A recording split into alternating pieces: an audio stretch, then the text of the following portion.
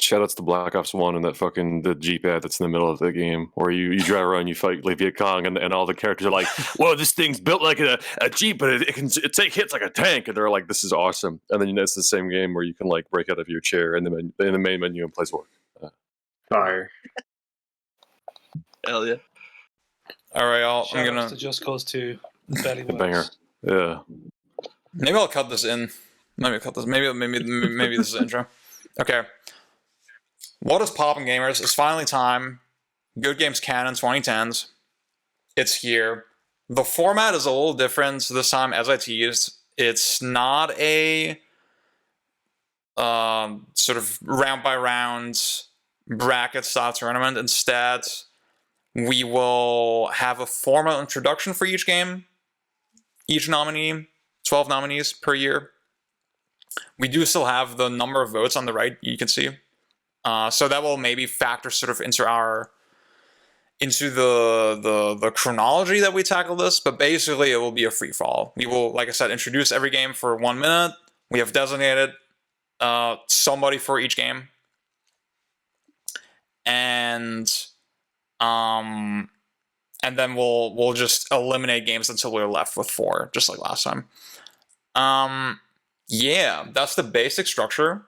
I'm hoping this goes smoothly and succinctly. Does anybody have anything they want to say? Any words for our audience? Hey, there's no good games in this generation. I'm sorry. Yeah, look forward to next year when we cover the 90s. And those games will be good. Please express all hatred for Slay the Spire not being on any of these 2 to Raph. Facts. Yeah, it's Raph's fault. I'll say praise. There's a couple games that are unaccounted for that nobody wanted to take up, that nobody wanted to prepare a defense for. So we'll I have a list of them sort of next to me, but like maybe I'll forget. I don't know. So if nobody's going up for fucking Hitman 2 or something, and it'll take us like a moment to realize, oh yeah, nobody picked that, then yeah. Okay, so our first game is Nier. And who's covering that? I think it's Alan, right? It is me. Okay, you have 1 minute. Okay, so Nier is cool because it is like in this period where games started to be like even more self-referential and like so obsessed with like leaning on the history of the medium. It actually has something to say about that history while not like shoving it in your face in the most tacky way possible. And it's being said by like one of the most eccentric directors out there. And like it's kind of a messy game, kind of a beautiful game. It's got some of the best 7th gen aesthetics out there. Got like a very famously like twisting, interesting narrative. It's just a really easy game to like in spite of its flaws. I think that's all I really have to say about it. Swag. That is Nier. Okay. Quickest minute. This is gonna suck. I'm gonna stick to that rule. Okay, Fallout New Vegas is next. I think that one's Ash, right? Yep. The thing I really appreciate about this game with distance is the thought that went into its world and structure. We can discuss that old essay and shandification, all that, but even past that, the construction of the world feels really real and is constructed with a ton of thought to constantly nudge you towards every area in the game. It always feels organic, except for Vault 22, but the nudging of factions, the event flags that they're set and fucked with by each and every quest makes it feel meaningful and player forward in a way that a lot of games like it struggle with. Strong narrative framing can make even scripting and writing heavy games like this feel reactive and real with relatively bare bones mechanics, and few games make the faction warfare feel as big as New Vegas with less than what it's doing. I've played this game more than any other, maybe, and even with systems and narrative mastery, there's a real thrill to finding out what levers you can press when and how. Cool. Thank you for taking the time to write some as well. Yeah, no problem. Mega Man 10. I forget who was covering this one. Me. Okay, go for it. I am. Alright, the thing I like most about Mega Man 10 is how the boss weapons tend to have strong uses besides being replacements for the Mega Buster. In other Mega Man entries, I often judge each weapon by how effective it is at being an all-in-one tool. Mega Man 10 lets you quickly swap between weapons on the fly, which not only encourages more experimentation, but makes it more reasonable to quickly switch to a weapon to overcome a scenario that the Mega Buster couldn't. You can take Nitro Man's weapon, the Wheel Cutter, for example. You can use it to quickly ascend up walls. In other Mega Man games, if you had like a niche tool like that, it just wouldn't be practical to, waste the time to pause the game and switch the weapons, So in other older Mega Man games, also, a lot of them didn't have like really good secondary uses like this, but the time it took, Mega Man 10 is obviously going through the motions, but those motions feel more refined and replayable than prior mainline entries. Cool. Okay. Hell yeah. So Halo Reach, I took on this one because nobody else wanted to. I remember really fucking with this game. This is obviously Bungie's final Halo. I think it is the most, and these are some dirty words, but the most quality of life and polished Halo. And I think that is like cool in a way. The guns sound great.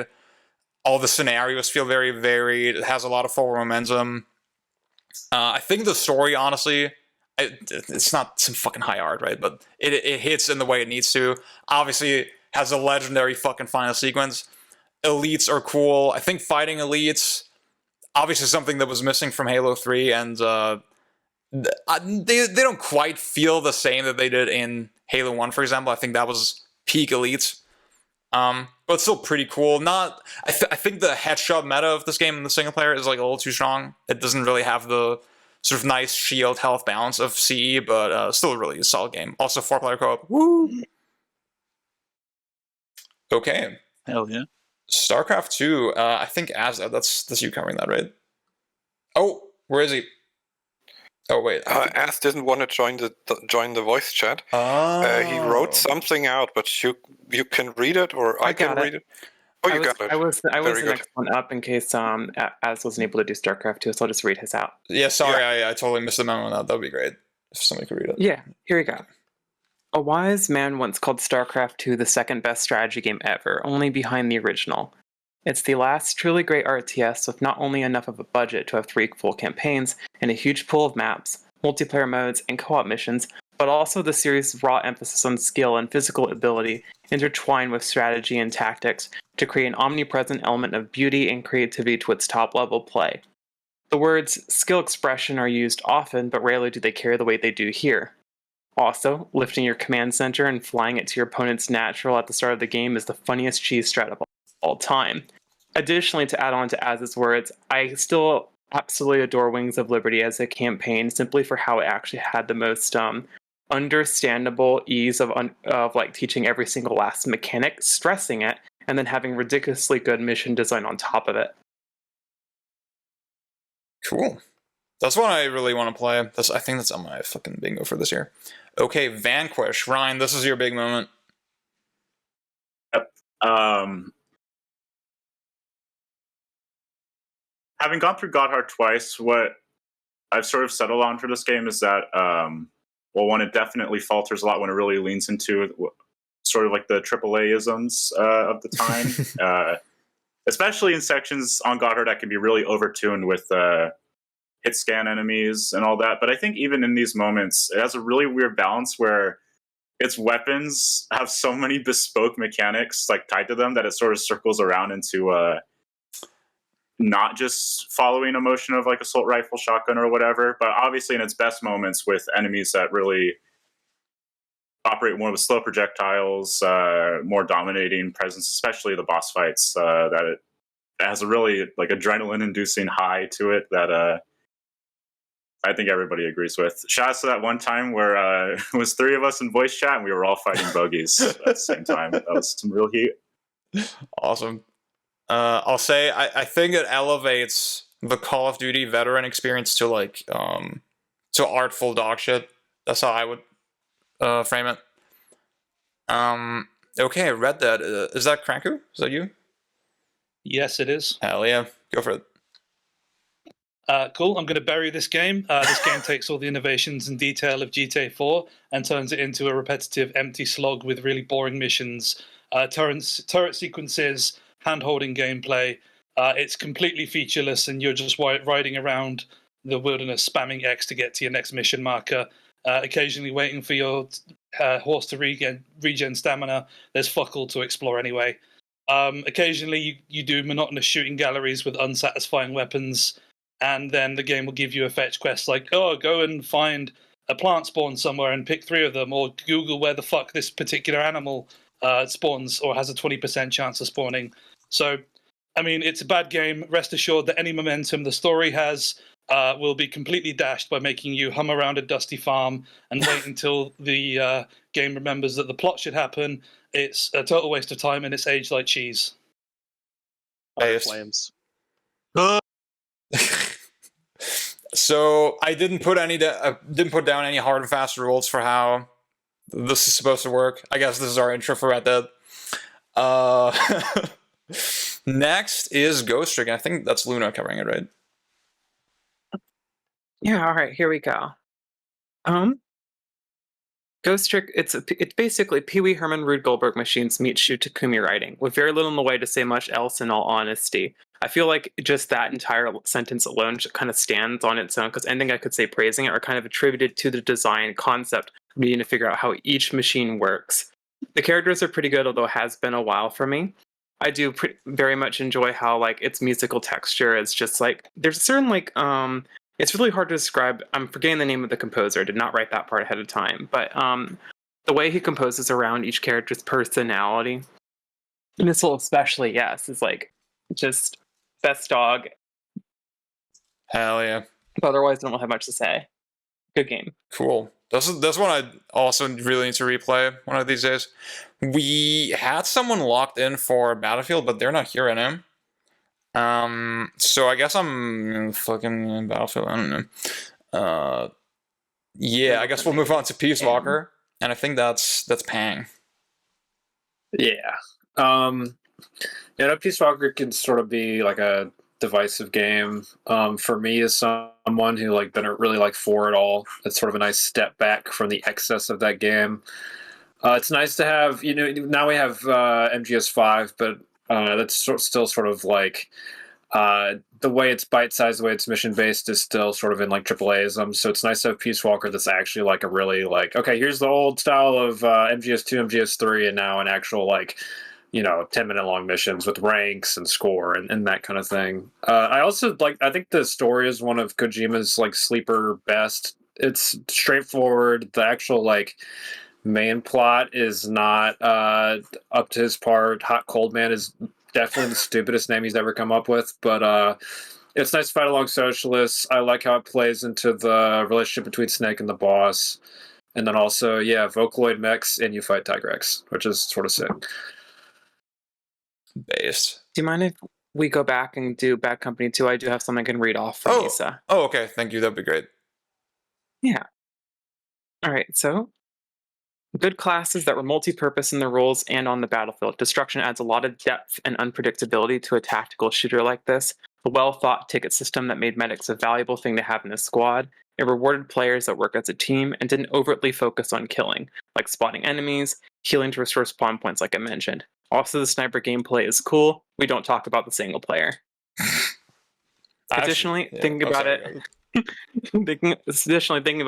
Bad Company 2 unique traits how classes really do not focus on just one goal. Offensive classes need to play support, and support classes need to play offensive. Like Assault is your spray and pray dude, but he's also your ammo dispenser. Medic is all about healing and reviving, but he's light machine gun. Engineer repairs, but also blows off RPG. Recon kills people far away with sniper and spotting enemies, but sometimes to run right into the battlefield and you see fours. You couldn't really be comfortable playing just one way. Very wonderful multiplayer built all together. Sick. I actually played the single player for some fucking reason. On the PS Triple. Me too. Awful. No, dude, this is sick. Okay, Portable Third. I think we got Hot Pocket for that one. Yeah. I didn't write anything. I think after getting through my Monster Hunter self-hating phase, I think I've come to appreciate a lot of things about Portable Third. I think as much as I love Freedom Unite, it's got an insane amount of stupid shit that like will get in the way of you enjoying it. And Portable Third, for the most part, takes all that stuff out. the monster roster is much more consistent. The weapon redesigns in terms of the movesets are, I think, some of the best they ever did in terms of changing the kits whilst keeping it very focused on fundamentals still. And in general, the progression is relatively breezy as far as Monster Hunter standards go. You can more or less jump in, and it's probably one of the best of the ones to start with. In general, it's just a really good Monster Hunter. It'll do almost everything you want from old school Monster Hunter, and it's not that hard to get into, which I think is very, very valuable. It did seem pretty. It has that soul, but it's still very polished. Yeah, it's for sure. Yeah, doesn't have like many off-putting qualities. It definitely, there's no reason why I stopped playing it. I definitely want to go back to that. Okay, finally, we got some stupid fucking Pokemon bullshit for babies, and that's obviously Alan's forte. Haha, get it? Yeah, so people like to criticize Pokemon for being a very repetitive series, but for a while at least, it was because the series was slowly building towards something at the fundamental core of this like monster catching RPG genre it created. And they finally hit it here. Everything from the fact that none of the old mons are present because they didn't really serve the region design until the post-game, to the revamp of the experience system, to the general layout of the region and the dungeon design and stuff like that. All of that's working at like full blast here to make this the most compelling, tight single-player experience in probably, I would say, all of Pokemon at least, and a lot of other monster catchers as well. I remember. Oh, sorry. Do you want to say anything else? No, that's it. Okay. I remember watching like reviews for this game and just seeing the camera angles in the city. It's like, whoa. Yeah, it is a gorgeous game. Yeah, the animation especially I think was like standout. Okay. So 50 minutes free for all discussion. The thing I want to know is, Red Dead Redemption got a decent seed. I don't know, like, who voted for this? I think I might have had it on mine, but it was just kind of like I didn't have too much else that I could. It's just a game people have played. Yeah. I do think I've got this. Oh yeah, sorry, go ahead. I've been running through a lot of the GTA games recently, and it's like same. It becomes evidently clear as you play more of them. It's like you can just sort of see where the mission structure of the games is going, and I don't like it. And I this game feel like it's just sort of pinnacle of that design, at least until GTA 5 comes out, really. Anyway, and even GTA 5, it still has a couple of like interesting things you can do. This game is just. It's so empty, and like it's such a step up in Red Dead Redemption 2, which doesn't necessarily address every single point, but like it's just more fun to be in. Yeah. When I reflect on it, it seems like very obviously Rockstar's least impressive game. To be honest with you. Yeah. As the resident vibes gamer, I did like enjoy that aspect of this game. But then it felt superseded by 2. Oh yeah. I think it got these votes because it came out 15 years ago, and people got the warm fuzzies from playing it when they were like a teenager, and haven't had time to. It boils away all the boring bullshit, and then you replay it, and you're like, oh god, what the fuck? Like, I think I said it earlier. Like the fucking the far away bit, banger, and you remember that, and then you forget that Irish even exists. They should have just stopped with Red Dead Revolver. That was peak. So they shouldn't have started. They should like. Okay, I played this game as like a 20-year-old, so like I don't have that about this game. I think we're maybe being a little too hard on it, but it's like the first game I would come here. Poker was sick. I'll say that. Okay, do we just? I think this sounds like we wanted to delete it. Yeah. Absolutely. Okay, so Pokemon Black and White is our lowest seed. Does anyone like want to make a vow? Not a vow, but like a call to instantly delete this one, or should we just keep it in the running for now? It's bad, but a lot of Pokemon games are bad. Yeah, effect. Who cares? I'd like to make a personal takedown Halo Reach. Okay, personal takedown of Halo Reach. Halo Reach is fucking ass. Really? They were so washed. They were so fucking washed. What was so bad about it? MLG. As someone who played MLG during Halo Reach's lifespan, it was absolutely the worst multiplayer to be a part of from the start to its end. Okay. Like, they removed every single last bit of tech that you could have done to get around its over-centralizing like armor mechanics, like armor lock, everything else between that you could be doing. It became very much like it became a very square peg, square hole sort of multiplayer system in terms of what you do to check and balance other weapons. It is just so shitty to play as a professional player. There's no reason to go to it than any other Halo multiplayer game except for like 4, I think. It was just bad. But have you considered mission objective survive? That's so tight. It's so sick. I knew John. You'd be my fucking guy. Survive playing the game. It's survive playing the game. That's the release of that game. Is you don't have to play Reach anymore. It's awesome. Oh my god! Shut the fuck up. It sounds like the Red Dead Redemption 1 defense. Okay, what is so bad about the single player? I want to know. I want to know. Okay, it's fucking continuity. It's like, yeah, we're tier 1 operators. We're like it's like if Halo Reach killed Osama bin Laden and he was like an elite. That's fucking. But Halo Reach removed so much of the stuff that made Halo 3 fun. Like there's no dual wielding, there's no equipment that you can throw down. I mean, there's like the power ups, but they're dog shit. It's like the armor abilities. I really fucking hate the implementation of. Yeah. It seriously felt like I saw that. I saw like they let me switch off sprint, and as soon as I switched off sprint, I felt like I was entering the challenge run. It's so fun. It's balanced such a stupid way. Armor lock is fucking horrendous. Someone who played multiplayer back in the day, armor lock is one of the most stupid things ever implemented in a video game. Oh y'all like Motsauter.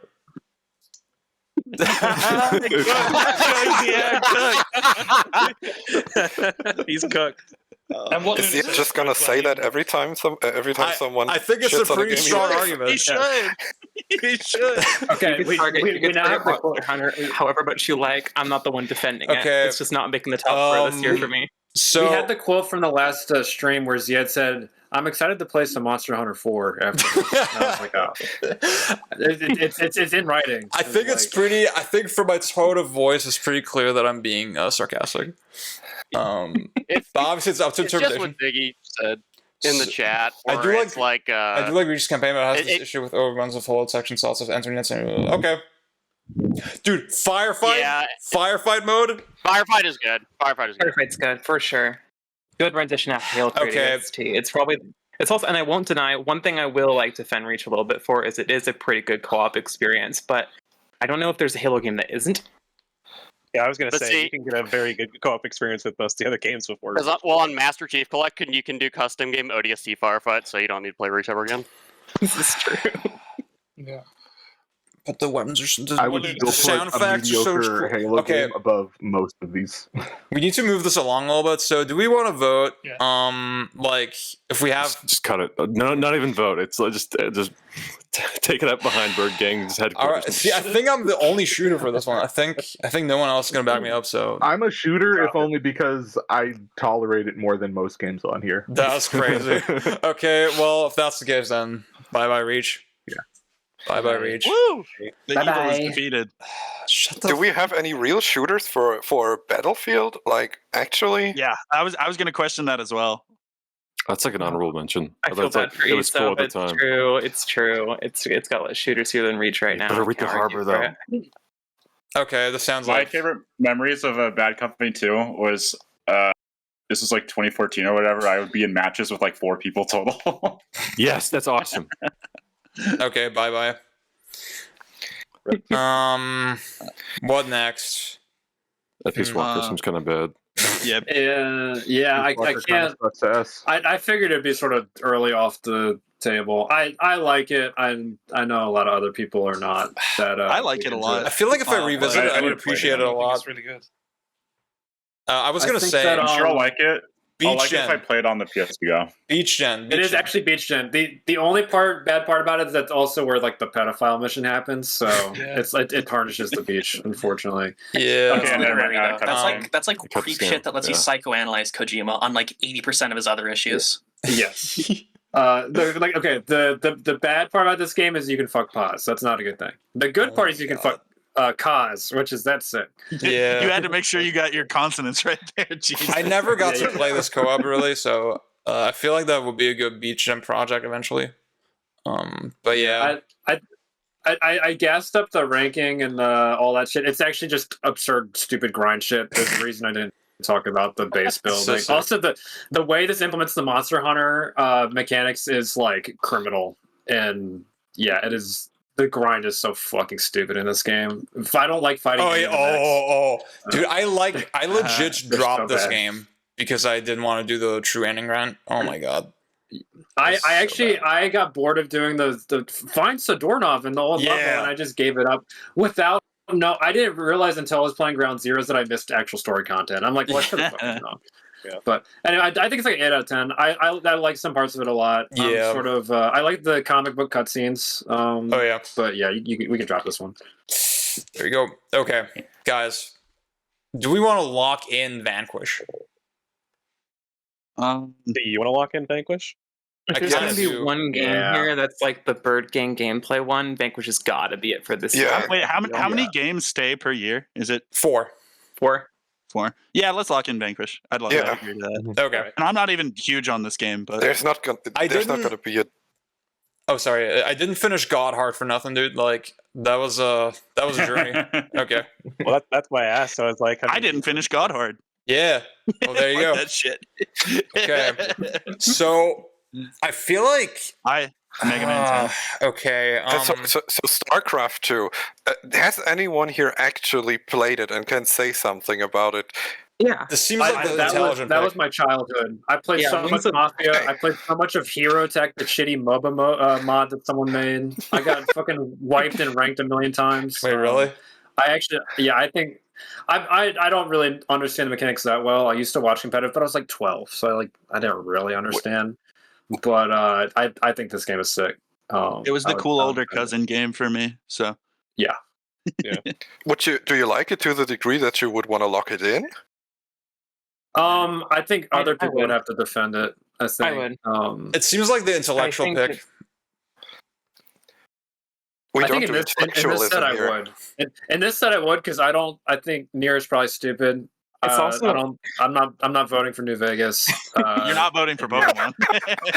No, I'm not voting for Pokemon. I was like, yeah, I would go Starcraft, Vanquish, Ghost Trick, Portable Third. If I voted right now. Well, I'm voting up here. That sounds right to me. That sounds good to me. Pang, I'm outside your... That sounds good to me. Y'all, okay. It's the good Yoko Taro game. Come on, y'all. No. I played Drakengard already. It's like I get. I already have Drakengard. That's not the good one. That's not the good one. Drakengard's so fucking bad. If that's not the good one, then I don't know. Okay. I want to remember the blurb on the back of the Nier box. What was it? It said something like, "This is an RPG for the Gears of War age," or something. I have the box like right here. I could check right now. Wait, y'all keep talking. I'm gonna check. Wait, hold on. Who except Alan would vote for Pokemon? Nobody, right? Damn. Would not vote for Pokemon. Like, y'all are just y'all are Philistines. What the fuck? Yes. Yeah, for not liking the most popular franchise on the planet. Yeah, you like fucking Vanquish instead, like the most mid fucking. I did the classic thing I do with every Mikami game is I played 2 hours and I said this game is good. I don't need to play it anymore. So wait, sorry, you like Monster Hunter? Very very low key franchise that is. All right. Hold on. You want defense for Nier or not? Because if you're putting Monster Hunter on the bus just for this one, it's going. Yeah. Portable Third is like if Nier had good themes and good gameplay. So can we at least agree to lock in Ghost Trick? Like that's a question I would like to ask because I fucking love that game. I love Ghost Trick. I having recently played more Ace Attorneys. It's like I think I prefer Ace Attorney 1 to Ghost Trick. Damn. Okay, no critic quotes on the back of the Nier box. It just says, "Nothing is as it seems. Experience a chilling tale of bloodshed and betrayal." Hold on, let me check mine. I have with the North shocking American revelation. Oh yeah, that easy. Yeah, I have the UK one. Very strange. I opened my case and I'm confused again because I've once again found my copy of Guilty Gear Exard's sign in here. I don't know where Nier is. Okay, guys, we got 2.5 minutes left, so we got to make this quick. Fuck. It does not say it on the North American. I think Mega Man 10 we can cut just because Mega Man 11. I think everyone considers just strictly better. Yeah. I like Mega Man 10, but I think it really good case. Too. Yeah, I haven't made a really good case for it being a really good classic Mega Man. I want to say that. But even having said that, this is not in the top 4 of these for me. Real? Okay. Yeah. Fuck it, let's cut it. Sorry. Let's cut Pokemon. Come on. Pokemon. Portable third? Cut Or Pokemon. Pokemon, okay. Bye. Not portable third. Cut portable third. Okay, wait. Okay. What is the appeal of Monster Hunter? I still don't understand. It's called You good hunt combat. monsters with a big fucking stick, and you beat them to death, and it feels amazing. Every game has monsters. Type in Yeah, but portable Monster thirds Hunters if are you higher. want to vote it out. Type that into chat right now. If you what? If you want to vote it vote it out. We're 1, 2, Yeah. 3, 4, 5, 6, 7, 8, 9, 10, 11, 12, 13 people, so 7 would be.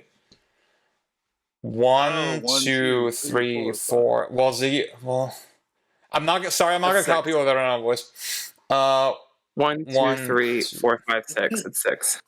Okay, we need one more to cut it. I mean, Yeah, I do what you would cut must. it, but- Zia, I would do cut what it, you but I must. feel totally unqualified to actually assess it, so I don't think that's fair. If we have a tie and Ziggy, wait, does Ziggy want to vote it out actually? Let's cut Nier, please. Well, Ziggy, you're not on call, so I'm sorry, I can't count you.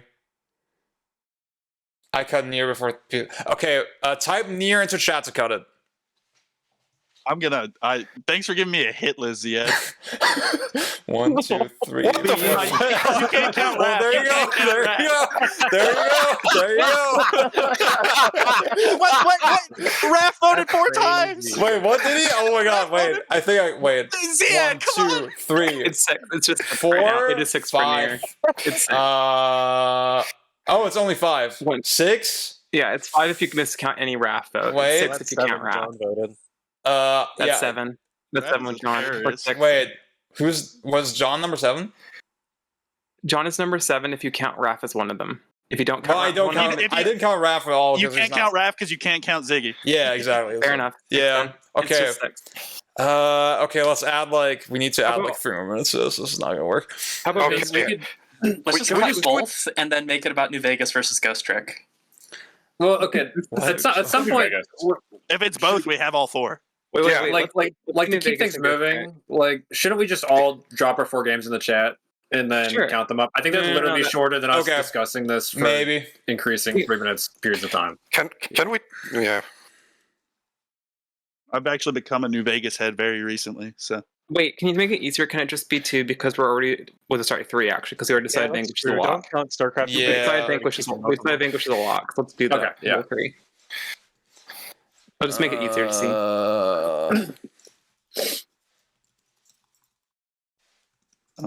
Raph gave me the fire emoji, so that's his endorsement. Facts, be there twice. I love to see it. Wait, what? Oh fuck! Why did I do that? No, I meant to do. No, locked it in. Wow, Zed's the biggest fucking Monster Hunter. I meant to. It's so good. I meant to do New Vegas. Because he's like me. He actually has a PSP. Like he plays on PSP, right? Yeah, You exactly. would never. You'd never lie to me. My hatred for Monster Hunter grows every time I get involved with people. Yeah. God, this is fucking. You're mad that there's an RPG series with good combat. It's not even an Like, that blows your RPG. mind. It's just bad action game. What if I had the merits I mean, of I feel neither? bad on Ghost Trick. I don't want to be a guy that has Nier in my top 4. I'm sorry. That's why. Yeah, that's not gonna work. I'm being fair because I have not played Ghost Trick yet. It's on my bingo, but I won't vote for it. Just vote for it. Okay, man. wait. Come on. So we Just I got voted for it. vote for one, it, please. 2, I thought that was 3, Ghost Trick Circle Jerk needs to 4. stop. Who's gonna? How do we? It's Who's gonna good. count this? I'm too There we lazy go. to do this. I'm counting them right now. Thank you, just to Luna. take a Thank you so little much. Oh my god. All right, I know I would like Ghost Trick because I like the puzzles in Dino Crisis, so I'm willing to give it. Oh my Does- fucking! And you like when I jingle keys in your face too? We should receive. Dude, I love this format because the introductions were so cordial and just evolved into fucking madness. I'm gonna already vote going for great. one of you by the end of this. Yin We and can yang. find out for tomorrow if Discord has like a voting system, so we don't have to for stuff like this, so we don't have to count it up. Oh yeah. What we If it what we happens should again. Maybe what we should do is Ziad post a message and you react with the emoji for the game. Oh, that's it. Oh, I'm so stupid. Why did I not do this? that's genius.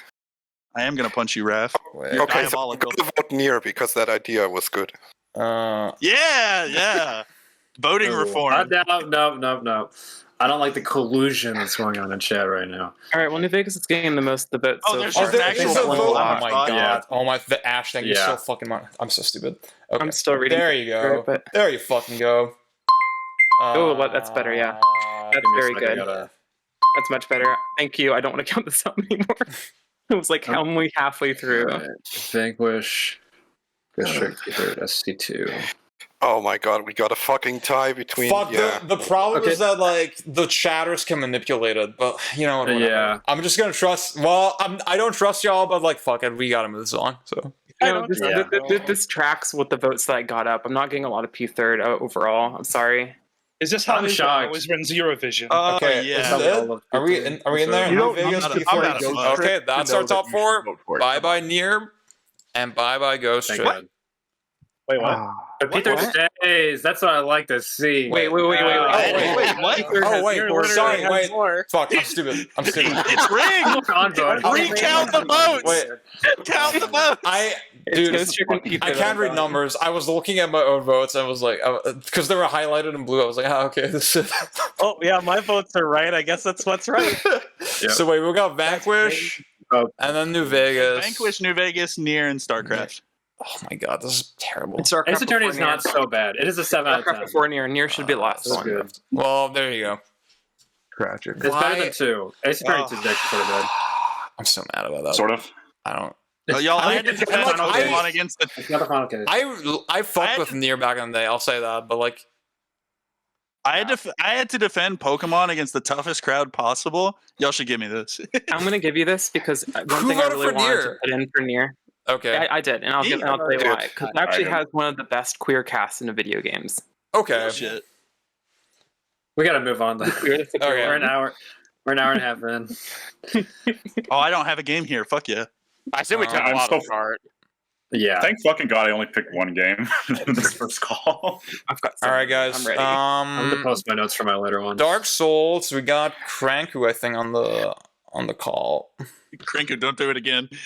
Okay, no, that's fine. I'm ready to go.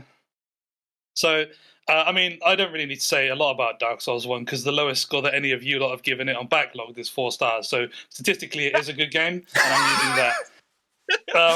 And I can't remember who on Backlogged like really praised the specifics of the combat in this game, and I wish I could remember because they had some really good points. But I like how just tight as a drum that this game feels in terms of like animation and speed and various movesets. Any build you make really feels satisfying to play. But I also want to bring up a conversation that I really like about Dark Souls 1, and that's the innovation in the strange online events that it has. A really great write-up from Illusory Wall on this called Dark Souls 1 was the pinnacle of asynchronous multiplayer, where he talks about the experimentation in the multiplayer design that goes beyond the sort of metagame poise pivot lag stabbing Kusoge PvP bullshit that happens in that game. But like the touching stuff like the Estus Kindling, Miracle Resonance, Church Bells, Gravelords. Dark Souls 1 feels really distinct and comfy to me. That's my defense of it. Really good. Okay, cool. We That was a got layup for you, but you nailed it. we got Luna on Portal 2. All right. I don't really feel like singing too high praises of this game's general campaign, considering I find it way too focus tested to its detriment. However, the co-op is, as far as I'm concerned, still the pinnacle of a puzzle-focused romp between two people. The increasing complexity that two players have to manage and work together figuring out goes far and beyond what the base game reaches at its apex to some really interesting, more Rudy Goldberg machines that you're having to like slowly decipher between the two of you. This is without even bringing up the workshop maps people have made that goes anywhere from just being ridiculously silly, which is fun mini games, to a real successor of the more old Valve Portal 1 design that I really cherish. Fuck yeah. Okay, we got Pang on 3D Land. I gotta run out of this encounter. these go Boombas are on my ass. All right. Oh shit. It's clapped. All right. Let me find my notes. All right. So I think the big like win for this game over most of the other 3D Mario's is just that the levels are like tight. Yeah. Which is just like organically, systematically of just a big plus for a 3D platformer. Because every other 3D Mario game, there's so much space, you can sort of hop around. It's like, oh, but I could do these cool moves in the space. The physics are good. It's like, nope, this one, you're locked in. It's dangerous a lot of the time. It doesn't give you that much room to breathe. Yeah, give me 40 minutes. I got notes. I think it's had a great playbook of obstacles. It likes to throw sort of exotic looks, which is sort of like the Nintendo like classic. But it's good at doing it here. I think it's also very funny that I love Nintendo ROM hacks, like the quote unquote official ROM hacks they put out, and the whole second half of this game is just that. It's like, which has jarring highs and tedious lows, which I fuck with. So I think this is. I replayed this earlier this year. I think it's a sleeper hit for the Mario series. You're so sick, Pang. I'm so bad at UI. I love you. So true. So true. All right. Okay. Yeah. Yes. Go for it. All right. La Mulana rewrites the general ground floor by which I consider Metroidvania design as of now. It packs so much into every single room, from truly testing the sheer depth of its simple-seeming platforming verbs to how many interlocking puzzles and riddles are baked into the level and art design. Manages to find a delicate and always brutally challenging to a trolling, almost Doomwad-like texture with its ambushes, balance to it all. It's also just the quintessential archaeological experience game if someone had to name one. I made 60 pages of notes for the game to keep track of maps, required lore, tablets, and much in between. Still my favorite in the genre to this day. It is just an utterly fantastic, from even just stressing its combat basics, where there isn't even that many, with its crazy boss fights. The Metroidvania genre. So Driver San Francisco, I think, is there a more quintessential genre game? I don't know. Oh, John, where are you? Oh my god, he's gone. Oh, where is he? Oh, no, there he is. Sorry. Internet might be. Yeah, messed up. I don't hear him. John requested to speak. Oh, there you go. Oh, can you hear me? Yeah. Okay. Go for it. All right, so I think Driver San Francisco is like the platonic ideal of a AAA game. It's got this great premise where it's set up like a detective series, and then very quickly there's like a twist where your character's in a coma, and so the entire game is you're this guy inside this coma who's trying to figure out this criminal conspiracy, and so you have this baseline driving, which is really fantastic, and then the thing that really pushes the whole game over the edge is you have this like soul jacking mechanic where you pull out and it's like a Google Street View or Google like Maps overview of San Francisco, and you can just go and like hijack any of the other cars. And so like all the missions are like, you can play them normally. You can just go and like swerve and not, you can just like win a race just by outperforming everybody else, or you can like disable the other racers by like possessing a city bus and then swerving into oncoming traffic and taking the other cars down. And I think that like it is such a well realized take on this really interesting concept. There was like, did y'all remember this game Mind Jack? I think it was by Square Enix as well. It was like, yes. There was like a weird amount of soul jacking games around this exact time. I think Third Birthday as well. Oh goddamn. Yeah, Mach and Xiao, the progenitor. What was the one? There was a Battlefield 2 for like the 360 had the same thing. Like there was like because it was not at all like the PC. It was not at all like a PC version, but there was like a single player campaign where you could just go and like you would possess, and there was this really weird animation where you like zoom into like the other soldiers like crazy perspective. I think the game is really bad, but I've always been kind of curious. Okay, we got Ant on Dissidia. Okay, so Dissidia is a really strong game especially for an arena fighter. It has a really good single-player mode, which like it consists of 1,000 battles that are very well staggered throughout the campaign. And it's a very good way to get normal players invested in the mechanics. So it's like the FGC's wet dream of a good single-player mode. And it's got the Square Enix AAA production value. But where it really shines is in the multiplayer. It's still active. I found 3 Discords just looking today for 20 minutes with very active matchmaking channels. Yeah, got like endless customizability of the characters in the game. And it's in this weird space between Budokai Tenkaichi and Dark Souls PvP with a customization of characters. So it's actually a very unique arena fighter, and it's probably the only one that could have some longevity if Square didn't fuck it up. You have to just do that comparison at the end. I think that ruined your great point. He's actually cooking. I'll defend him in a minute. Okay. We got Divine Cybermancy, Cranku on point. I don't know what this game is.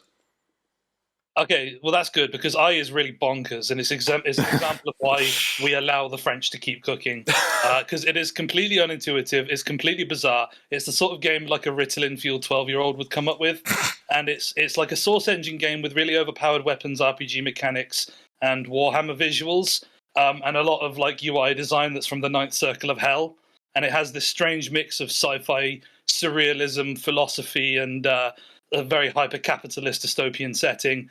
The dialogue options are hilarious because it's just puerile edgelord crass that's only really funny because of how like unprompted people would just call you a fucking maggot.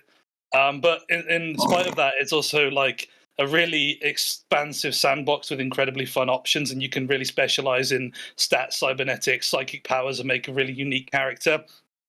And it's going for this immersive like Deus Ex style, which it doesn't really pull off. It's like rubbing your face on a command line interface, but like it's got a bit of schmovement and a bit of gigabrain stuff, and yeah, I enjoy I.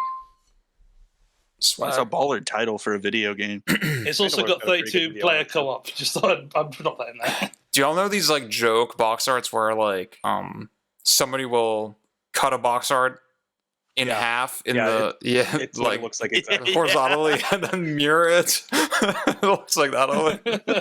Vertical symmetry. Yeah. So we got Luna on El Shaddai, Ascension of the Metatron. All right. Not a single game I know of has looked as pretty as this one. Like, there's definitely a bunch of contenders, like graphically. You can go on the fidelity of a bunch of them, but nothing is as like absolutely strikingly gorgeous to me as El Shaddai. Ascension of the Metatron is for me. I don't think I can really do justice to the range of art styles and amazingly inspired painterly structures dotted across the whole runtime.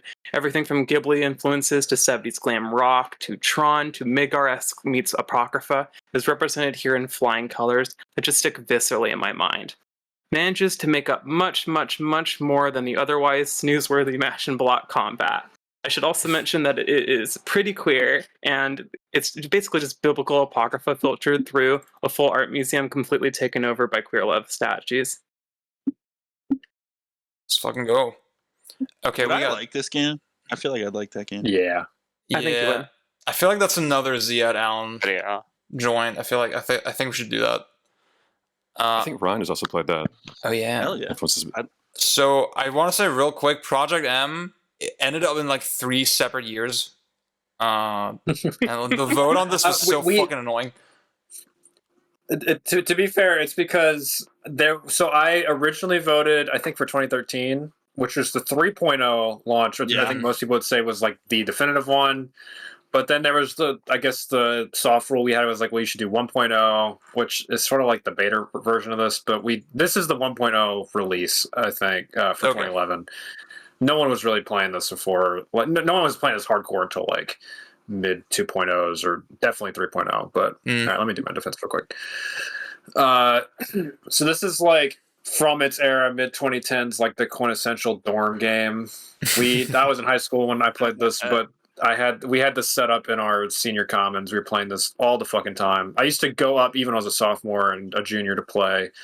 It's melee with a lot of the tech it's made easier and just sort of light ways. It's got some great brawl techniques thrown in. Reverse aerial rush is like a godlike thing for this kind of game to approach with bears, and you also get like Dacus and a couple other things. It sort of plays into all the same ideas that Melee had, but with a rebalanced cast and everyone sort of jacked up a little bit. I think it does a good job of like you don't end up with something that ends up being like a one-hit game with no neutral. It's still very neutral heavy, but it's still combo system. The juggling system is like bar none. I don't know much about Project Plus. I sort of dropped out 2016, 2017, but so fucking good. Love this game. And we got Luna on Terraria. All right. Game's boring. I only want to talk about Calamity Mod, which happens to be a part of this game, which, especially in Revengeance, functionally turns the game into a brutal loop of prepare, fight, upgrade, unlocking more and more of the world as it goes. Yeah, it's called the highest difficulty is called Revengeance mod. This is sick. You go between more and more of the world goes before completely falling into an insane boss rush format. Before the actual real boss rush format at the very end. Revengeance is also quite telling of the clear 2010s Edge inspirations that's fully baked into everything. You've got a final boss dragon fight that sounds like Sonic Unleashed's orchestral climax for its similar final boss fight.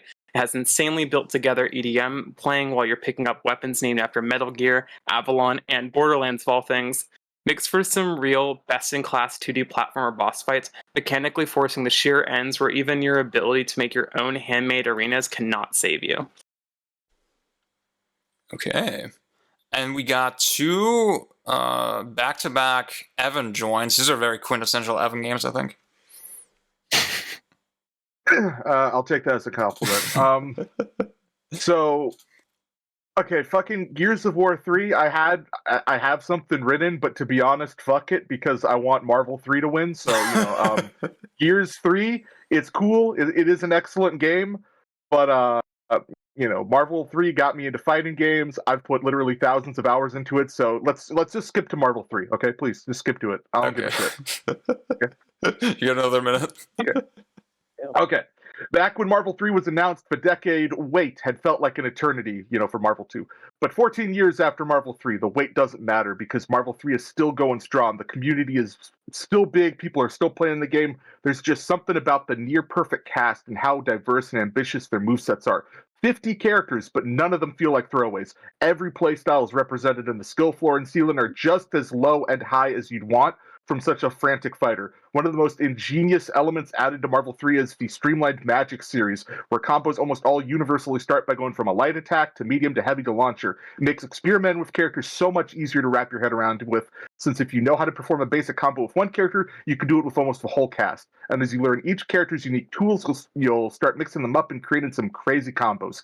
Few fighters give this level of expression without throwing balance completely out the window, and despite the memes, yes, I would consider this a fairly balanced fighter, especially for a 2011 release back when constant balance updates weren't the norm. Marvel 3 also features perfect renditions of all these classic Marvel time. direction. It's amazing. Go play it. All right. I wasn't looking at the camera. I'm sorry. I'm looking at my script. You're good. Okay. See, well, I'll take this as a sign to cut Gears of War. Gears 3 goes. Yeah. Okay. Yeah. Bye, Gears. No, it's good. Yeah, well, I cut it, but it's good. This year is crazy. Yeah. When I looked up 2011, I was like, "Fuck, nothing came out this year." But y'all have convinced me I was wrong. Do we just want to lock in Dark Souls? I think that's like Yeah. It's not good. It's not good. I will know. All right, so as much as I wanted to defend El Shaddai, I am also going to vouch for cutting it because I just don't think it's necessarily like the best of this year. I just really love this game personally. I wish I had played it. It's so good. It's funny. I forgot this was up today. I like totally randomly stumbled on like the gaming grid review for this game today, and like I just casually watched it. I was like, oh, I should play this one again. I did. I was like okay with it back in the day. I feel like I would appreciate it more now, but yeah, let's stream it. Hell yeah. El Shaddai is like really special to me. It was like yeah. Okay, let's cut that. Isn't that the one with like the designer jeans or whatever? They did like some. Yeah. It's like it's got no HUD for the first playthrough, and instead like your armor just melts off, and underneath you're just shirtless wearing these fucking designer jeans, and then you pass out and you just lock in and say, "No problem, everything's fine," and then you go back to killing shit. What the beast? Holy shit! So good. I'm so here. These friggin' Dissidia games, man. I will defend. Yeah, Dissidia is great. To me, this seems like the most like quintessential, like the. If I try to explain to you why I don't like Square Enix, it's like this is it. Like it's these. That is the I've never played Dissidia argument right there. I hate to put bad bitches against each other, but the fact that there are two other like fighting games that I love way more than this one. Tim Rogers too hard for me. Wants to describe Marvel 3 then as I mean, you can. I'm going to put Project M as my lot. He described it as doing your taxes on the moon. And I fucking hate these games. I hate the way they feel. It's just so keeps making it fake bigger. and floaty and weird and They're not I fake. feel like Budokai Tenkaichi is fake, and that comparison is unfair to Dissidia. I shouldn't Tenkaichi have is a done way that. better game. No, it's really not. Tenkaichi doesn't. No, dude, you are. not hold Oh up. my And do not god, Tenkaichi go is like a back. 4 out of 10. dude, I'm gonna break your shins. Oh my god, Tenkaichi is dog shit. Tenkaichi Yeah, is like I just said it was a 4 out of 10. You can genuinely just Oh. rotate through options. Dissidia has real footsies. Actual Dude, you fucking press a 3D button and you footsies. fucking magnetize to the other end of the I like- fucking I don't- planet. No, you don't. It's not that easy. Ziad, I don't know what any of the words mean. Dissidia Just did you cut it. play, Ziad? I played the fucking demo for this one. That's crazy. That's crazy. I was like about PSP demos, dude. Like that was my shit. Okay, let's put this to the side for now. What's like an obvious cut? 3D Land. Oh. 3D Land? We can. No, I'll bet Yeah. for 3D No, Land. no, I'll no, bet for 3D Land. We got 3D World later, and that's a better game. No, we can What's cut that one. 3D We can World cut that going one. up against? No, we don't. 3D I World mean, has worse 2013 is level kind design. of a stacked year. So I feel like 3D World might lose this I one. think I Divine Cybermancy may have Okay. to go. I see where you're coming from, and I Absolutely totally not. respect that. And I will say that that's fine. I'm fine with you cutting that. All I will say is that at some point I wrote for this game that it resists casualization. I want to walk that back. I is a game that's completely inaccessible and detestable to neurotypicals. That sounds sick to me.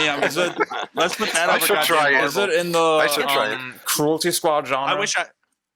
No, it's not like Cruelty Squad. Really. It's literally like a bunch of like Half-Life 2 modders who are given like all the time to make a commercial don't know game what this and is no on. actual guidance. It It's is like- one I of wish those. I had played it. If you played a bunch of like fucking weird mods that are like really high effort, it's like those with more budget. Like every level is twice as big as it should be, and like 80% of it doesn't fucking matter because the level designer just went hard for no reason. Every system is like underbaked because it went awesome for no fucking reason. You get the fucking revolver from Blade Runner, and you can instantly shoot down Hunter Killer Half-Life 2 helicopters with it, and it has recoil that feels like it's gonna blow up your hand in real life. It's fucking awesome. It is an awesome game, but I'll just say that feel free to cut it. I kind of want to play If this you- now. If you really are sold me on it. interested in it, it's an Yeah. intriguing game. You sold yeah. me on the game. At y'all the did. very least, you sold a lot of people. I think I want to play Yeah. this too. It- It's real. It is one of the most I only played a little bit of it a long time ago, but it is one of the most gloriously like of its time and culture games ever. I ended up buying it after watching So- Mandalorian's video on it, and it does look like a really cool game. So I have a question about this list, and it's how the fuck did Marvel vs. Capcom 3 land below a Brawl mod? Like because the Brawl mod is better. The problem yeah, is I would- that's I the would- fighting game I've ever I would played. actually That's like. why. I would actually. suck. I would think a lot of people in the server like Marvel 3. If you asked me before that, and So only 3 people voted for it. okay. So I thought y'all would have been Marvel Meat Raiders, honestly. going off Luna's earlier I- comments, I feel like we could have a I've noticed vote. that most of the fighting game players here, the big ones, they are not partaking in this. So Oh. I think- Yeah, well, and also I think most of the fighting game people here are not. They're not in the big on like the 3 on V. I mean, no one here plays Marvel 2, right? Yeah, I don't like team Yeah. games. No one, not Yeah, many me people neither. play. I think I don't know. I mean, I bet people here play Fighter Z. I played some Fighter Z, and I like If- Marvel 3. I probably am going to vote for it. I have not played that much of it, but I've watched so much of my roommates playing it. It's like I think it's a great game. If it's one of these 3 fighting games, it's Project M, and if it's 2 of them, it's not Marvel. Wrong, absolutely wrong. Oh my God. So the Okay. thing for Project M is it might be the best platform fighter game. Yeah, I don't yeah. I sort of like. I feel bad giving it to over Melee because Melee is like. Melee's Especially- different. Well, because also Melee survived. Project M did not, and now that's obviously because of the legal reasons. Mm. And Plus is around, but I think Plus has like a more muted reception. Yeah. But like, Yeah. I don't. I thought 3.6 was excellent. It's It might be really like the best well-balanced. mod for anything ever. Like, Yeah, I Yeah. hate to say it, but yeah, it's even better. Is there Calamity any other for mod sure. that is on like our list? Calamity mod, basically. We 'cause got I'm some not from the original Doom story. maps, if that counts. Doom mods. Yeah, we got Doom Watts. Yeah. Doom Also, real mods, quick, I mean, we sucked Nailers dick in the previous video games canon, so that's one thing as Although well. yeah. on that topic, I do want to kind of call out the Terraria pick and the defense from Luna here because, like, she defended it on the basis of it being a Calamity mod, which wasn't out in 2011. Actually, No, we are always doing Well, not using to clarify But, the but rule we again, didn't put Project M in Brawl's release year. We put it in Project M's release year. We didn't put Project M in any release year. We put in like 3 different ones. Yeah, but none of them were Brawl's year. So I had this conversation a few times. It basically came down to Calamity Mod is not enough of a distinctive like game across from Terraria. It's kind of similar to Workshop Mod in that way for Portal 2. I think you could argue for Terraria by itself. I think you could argue for Terraria. The reason Terraria's here is not Calamity Mod, right? Like, there's like 3 more people that voted for it. I don't think that's. I think I voted for Terraria. I voted for Terraria because I just exactly. Well, there you go. Of how the game goes. And like to clarify again, the year is just we need to agree on 1 year that the game released in, and that's the easiest one is the first year, right? So for voting for Terraria, can I argue against Terraria? Oh no. I've played more of this game than anyone in here by probably twice or more. This game is. Now you don't. I have like thousands of hours on modding. You don't understand. Like you legit do not understand. I have gazed into the madness. They did not know what they were doing in any respect whatsoever. They fixed basic problems over 10 years after the game came out. This game is low-key MMO coded. If you don't like MMOs, this game has all the same exact progression structures and tricks. Is this a Scandinavian game? I don't know. I can't remember what the original. It has Scandinavian vibes. Do we have enough on my floor? Does anybody want? Yeah, does anybody want to lock in Terraria? That's a question. I won't lock in Terraria. I'm actually down with cutting it. That's totally fair. Okay, well, Luna, I had to take vengeance from my past self. No, I get it. Okay, so do we want to vote? Let's just. What's going on with Driver San Francisco? Yeah, that's what I was like. I bet it's cool, but Driver San Francisco. I feel like this would be cool one to have in there. Not cool, probably, but it's kind of a weird one here. Is it a top 4? Is it good a top game, but definitely prime for cutting, in my opinion. It's a very unique game. It's really good. It's really good. Okay. I want to put this one to the side for now. Let's maybe do a vote for like fighting games. We'll pick one fighting game to lock in. I think that's that's kind of an arbitrary reduction. No. Yeah, it is. Like okay. Do we have more people who would like vote out Portal 2 in here? I would vote out Portal 2. I don't think we have many. It's weird because like it's pretty high, but like. Well, they're not here right now. Yeah, exactly. They didn't pull up. They ain't got shooters. They got fake. It's a Valve game, so it's good. And then they voted for it, and now we're here. There you go. And then we're here. I like Portal 2, but it's like I'm not. It's like 7 out of 10. It was fun for a game. So can we lock in La Mulana because it's like the best Metroidvania? I feel like that's another like intellectual pick. How many people have, I want played La Mulana. It's really good. I want people to like stroke my dick and know that I'm smart. Yeah, it's that kind of game. That seems cool. Yeah, it's an insanely good game. Lock it in. I lock it in on the. Lock this shit in. Cool. You gotta. Thank you. Okay, got one. So I guess we could do a vote for these for what's left. Ash, can you set that up there, or do y'all want to talk about it more? I genuinely don't see the argument for 3D Land over these others because all these other games have like some very distinctive quality to them, and 3D Land might be a very good 3D Mario platformer. Isn't 3D? No, it's a logical fallacy because it does have a distinct thing because you can turn the 3D on your 3DS. Oh, Jesus fucking Christ! It's better than the CD or whatever. I'm sorry, guys. Okay. Can I just say one thing? Can I just say one? You know the mechanic in Mario where like you have these platforms that are like blue on the top, and then when you jump, they flip over to the red bottom. Oh wait, yeah, that's like only one damn. So the thing that they do is like before. So again, it happens every time you jump. So what they do is they put like a little question mark block before that point to like encourage you to jump, to then let you see that mechanic before you have to interact with it. That's when I understood game design, guys. Like this is the first time I understood game design. Fire. I was like, yeah. So I think for that, this game should be locked. No, let's lock it in right now. Okay, let's do this. It's good, but I want to vote on it. I think there's enough I'm contention. Debating not voting for it at all, if we're being honest. Out of these 5, I'm like, yeah, Project M and Marvel 3 might be it for me. I mean, I love 3D Land. I don't know. Okay. I feel like Oh yeah, go ahead. It's a tough choice against the rest of these. Other than the city, who gives a fuck about that game?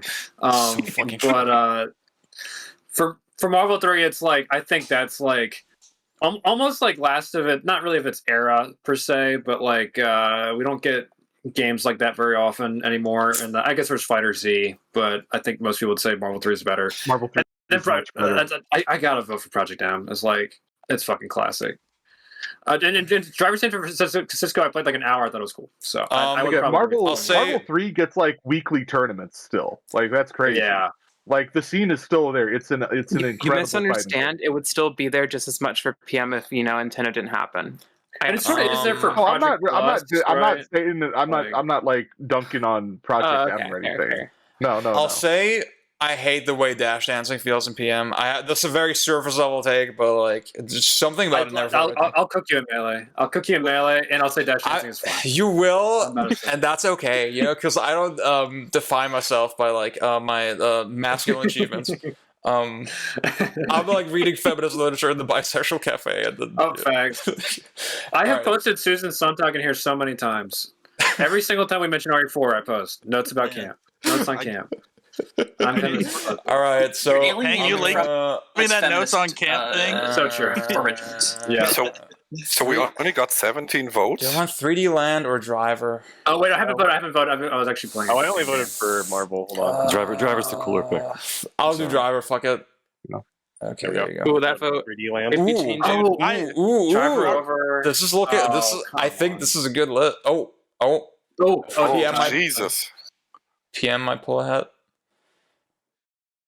Marvel is such dog shit. I think Marvel is a lock. That doesn't resolve in the next like 30 seconds. Marvel's a lock make a for tiebreaker vote. Dude, that is like for the people who don't play fighting games seriously. It's like, oh, I can figure stuff out. Woo. Yes, that is true. That's me. You have never played it. Alan, you played it. I will beat all of your asses in Marvel. We have a tie. All right, between PM. I don't know if you'll beat Evan. 40 seconds left. We have a tie. Yeah, thank you, Ash. Thank you so much. Win a single match, I guarantee.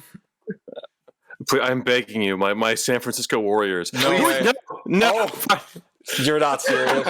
Jesus. Oh my god. No. Oh my God. Wait, how does this make any sense? Somebody played. Okay, Chad, you're allowed to vote. Chad, you're allowed to vote.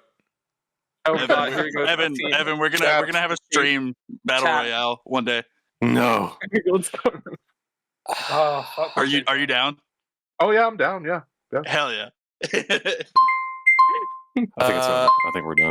I think this is it. I think PM is in there. Damn. Oh, Ziggy can't vote? I can't even vote, bro. Why not? Ziggy, what's your vote between Project and San Francisco? I mean, if Ziggy voted for Driver, it would be another tie. No, we said we could. We could. We can. Yeah, because it's the tiebreaker. Because it's a tie between the people in the chat, right?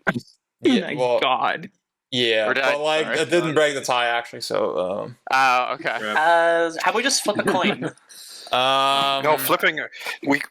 Can't we put 5 in there for a real tie like this? Is that okay? No. I guess we could. But like, no, I don't want to do that. That's gonna break up. See if we do the fucking funny chart at the end. No. We only have one fighting game. MVC3 is obviously superior over Project M, and then we have Driver San Francisco as our racing game representative. MVC3 ain't even the best Marvel game. Okay. John is frothing with rage and can barely talk. I think the calm, casual Project M should. That might be a fair point. Do we have any other racing games in So I have a coin. What is this DEI about racing games? Okay, fine. Okay, I'm voting San Francisco. I'm voting for just because you made that bet. Yeah. That's crazy. Oh, dude, I'm the worst PR of all time. Holy shit. Well, there you go. There you go. Gambit worked. All right, very good. I actually really didn't care that much. I don't know why I got heated. There you go. Well, that's what it's all about. That's the whole point. All right. I would have shot for 3D Land, but we got 2012. I do. Yes. Okay. So Alan, I need you to picture the people who are going to hear this, and they're going to hear the like this part of the sentence. What's up with all this DEI about Ray? And That'll be the YouTube short. Race games. See, we had a guy give a lecture at my university one time, and he was not Japanese, and he still said race games like 20 times. And he meant racing games. I don't know what happened. Beast mode. Can I have a request before we do this? Yes. Instacut Fata Morgana. Actually, no. Can we instacut Gravity Rush so I can go take a shower? I can Okay. I don't even really want to defend it. I'm sorry, Ref, but all right. Well, I guess no. So no, we don't cut it. But like, I guess you don't have to do your offense. You can just go shower. Yeah. Okay. Damn. So first up is Hotline Miami. I picked that one up. I think I haven't seriously analyzed sort of the depth and the mechanical soundness of the Hotline Miami series. You know, there's some motion toward the second game in this franchise, which was poorly received when it came out. I didn't like it. I remember Hotline Miami as a nice title ROM that was very innovative, that has a very easily understandable gimmick. That's dynamic and strategic in a very, again, like I said, immediate and I think enjoyable way. It's a pretty cool little game, pretty nice moment for indie games. Shout out to my indie games, yeah. Shout out to Scandinavia. That's it. Okay. Who's on point for Kid Icarus Uprising? I think it's Luna, probably, right? That's me. Okay. All right. When I was writing this, I was really insanely tempted to just post the Space Harrier, I think, plus Seinfeld meme that was going around just like literally last week. It actually just puts the best traits forward. All the best parts of both are true of Kid Icarus Uprising. Then on top of that, it simultaneously then manages to be an ultra well-designed 3D beat-em-up on the ground, with even the generous defense and iframes it gives you not being enough for how layered the enemy's attacks are as the game goes on, constantly sticking you in with encounters that have you either like balancing multiple or ones that just are reckless in their assault in terms of attacks. The adjustable difficulty deserves the biggest highlight for being the best rendition possible I've seen of that kind of system. Like, I still can't fathom how much testing Sakurai must have done to make every particular difficulty up on the meter and counter design work so well. I've played it maybe like 3 or 4 times on different difficulty like averages, and it does actually generally feel like the encounters are balanced differently each time. Sick. Switch port when, please. Seriously, so I don't have to kill my hands on stupid 3DS It's anymore. like that is the price you pay for Kino. I always say like ports are good when they actually solve like a technical issue, and like the technical issue is I want to play this on my TV. You know, I don't want to play this on 3DS. Yeah, the chat isn't scrolled to the bottom right now. Oops. I don't know if that's important or not. Thank you. That's good. One question about Kid Icarus is like, how is it to like emulate at this point? Because that was one of the things that like I've always wanted to play this, but I've never had a 3DS. Tried it. Emulation as of last year is pretty solid, but I don't know what's happened since Citra got like blown up. I also I've tried playing it with a trackpad of all things, and it was a bit rough. Okay, we got that was like a few years ago though. Cranku on FTL. Cool. FTL is endlessly entertaining and well crafted. Like, I still boot this game up to this day, and I think the reason why it's considered one of the best roguelikes, and it's just got this formula of death and rebirth that tells little, I'm going to say the E word, emergent stories. But the game gives you like choices and characters with a story and subtext, but the gameplay is like mostly told to you through text box and sprites. So it uses very minimal design to tell you, like, convey the fantasy of being a ship captain. Instead of green alien babes, it's like an insectoid man called Gavin who's a slave to the engine bay. So it's like strategic ship management, resource gathering, decision making. You move point to point and you weigh up your options. You got new layouts, weapons, crewmates, interesting gameplay dynamics, whether you invest in cloaks or can you spare crew members to board other ships? Will you buy the next big gun or wait for the next shop? And even if the RNG is not on your side, it's still worth putting out a run. Cool. Next we got Journey, another Cranku joint. So I mean, Journey is like it's like the fucking Book of Revelations for vibes-based gamers. It's like it's all the visuals, the audio, the atmosphere, and how it resonates with your emotions personally. It's like the sentimental core of the game is about traveling these large, stunning environments that are made really thrilling with murals and small interactions with other people through the silent drop-in multiplayer that the game has. So you're sharing like a pilgrimage with friendly people that you can only communicate with in a limited capacity. Nowadays, these sorts of like, these games about like Scrimblow characters are not really as novel as they were back in 2012, and it's difficult to replay it and feel like it's a novel thing. The first playthrough is definitely the most resonant and impactful, but I appreciate the great presentation that the game has. Sliding on Santa's one. So Pang just bounced. He was on point for Gravity Rush, but I guess I'll say real quick. This game was directed by Keiichi Toyama, I think is his name. Most of the team was responsible for the Siren series, and then previously for Silent Hill 1, and then they went and made a game out of Flying Anime Girl. I think that tells you this was pretty good. Yeah, it's a fun game. and the guy who directed it cites Crackdown 1 as one of his influences. No, so that's sick. Okay, that boosts my appreciation more. Okay, that's good information. We had nobody on point for Dishonored. Does anybody want to say anything about that real quick? I can drop one line. Yeah, go for it. It's a Western game, and I gave it a 10 out of 10. Wow. Okay, 10 out of 10 feels like kind of crazy for this one, to be honest. Yeah. It might be. I don't have the focal point or the framework.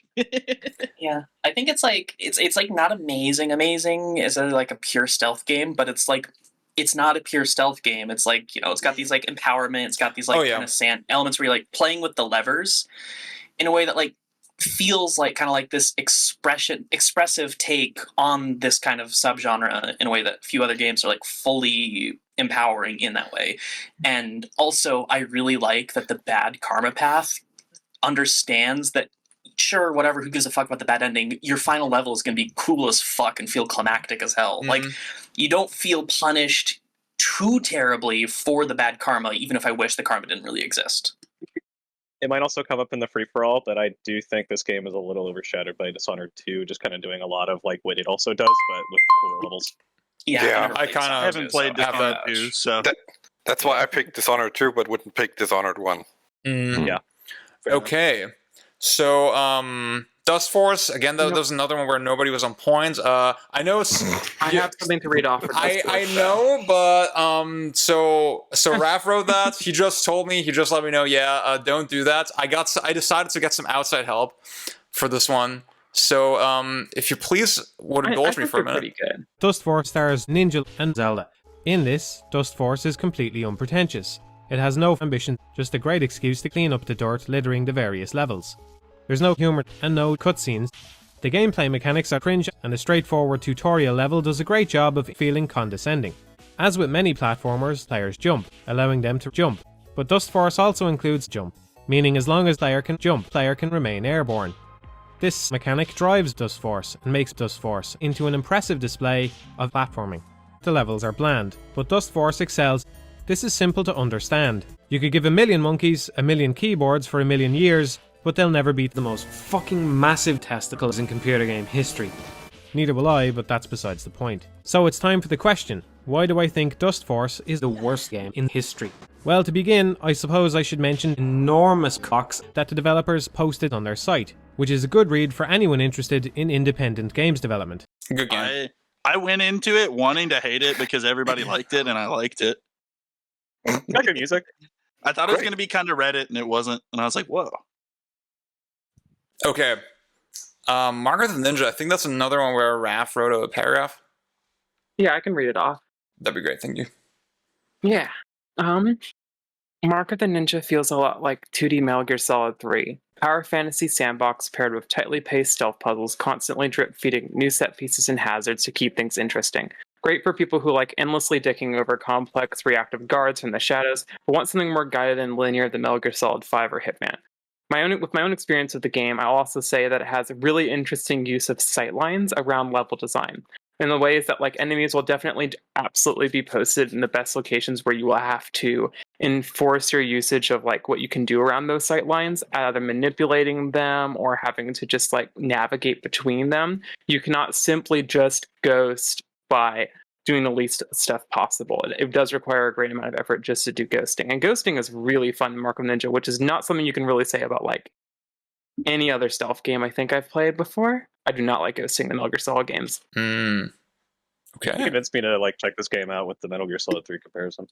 I've heard ghosting's fun in Thief, but like Metal Gear Solid's fun because like fucking with simulation. I don't know. Yeah, you don't want to ghost in that one. You want to be doing shit in Metal Gear Solid. Yeah.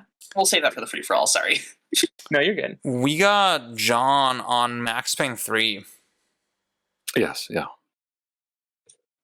Okay, so I was like, I had something written, but I was kind of just like, this is really gross, but it's like, this is like the best exit wound technology of any game ever. And I think like, and the other thing I would say is I was like writing a defense and I was realizing that my thoughts in this game are like too like evenly weighted, because there's really good things about this. I think this is one of the like the one line thing that I would say in its favor is this is like the most expensive gallery shooter ever made, and like just the the use of like the physics engine that they use for like GTA 4 gives like a real weight to the combat that like a lot of other games just don't have. You shoot a guy and they'll ragdoll in a really unique way.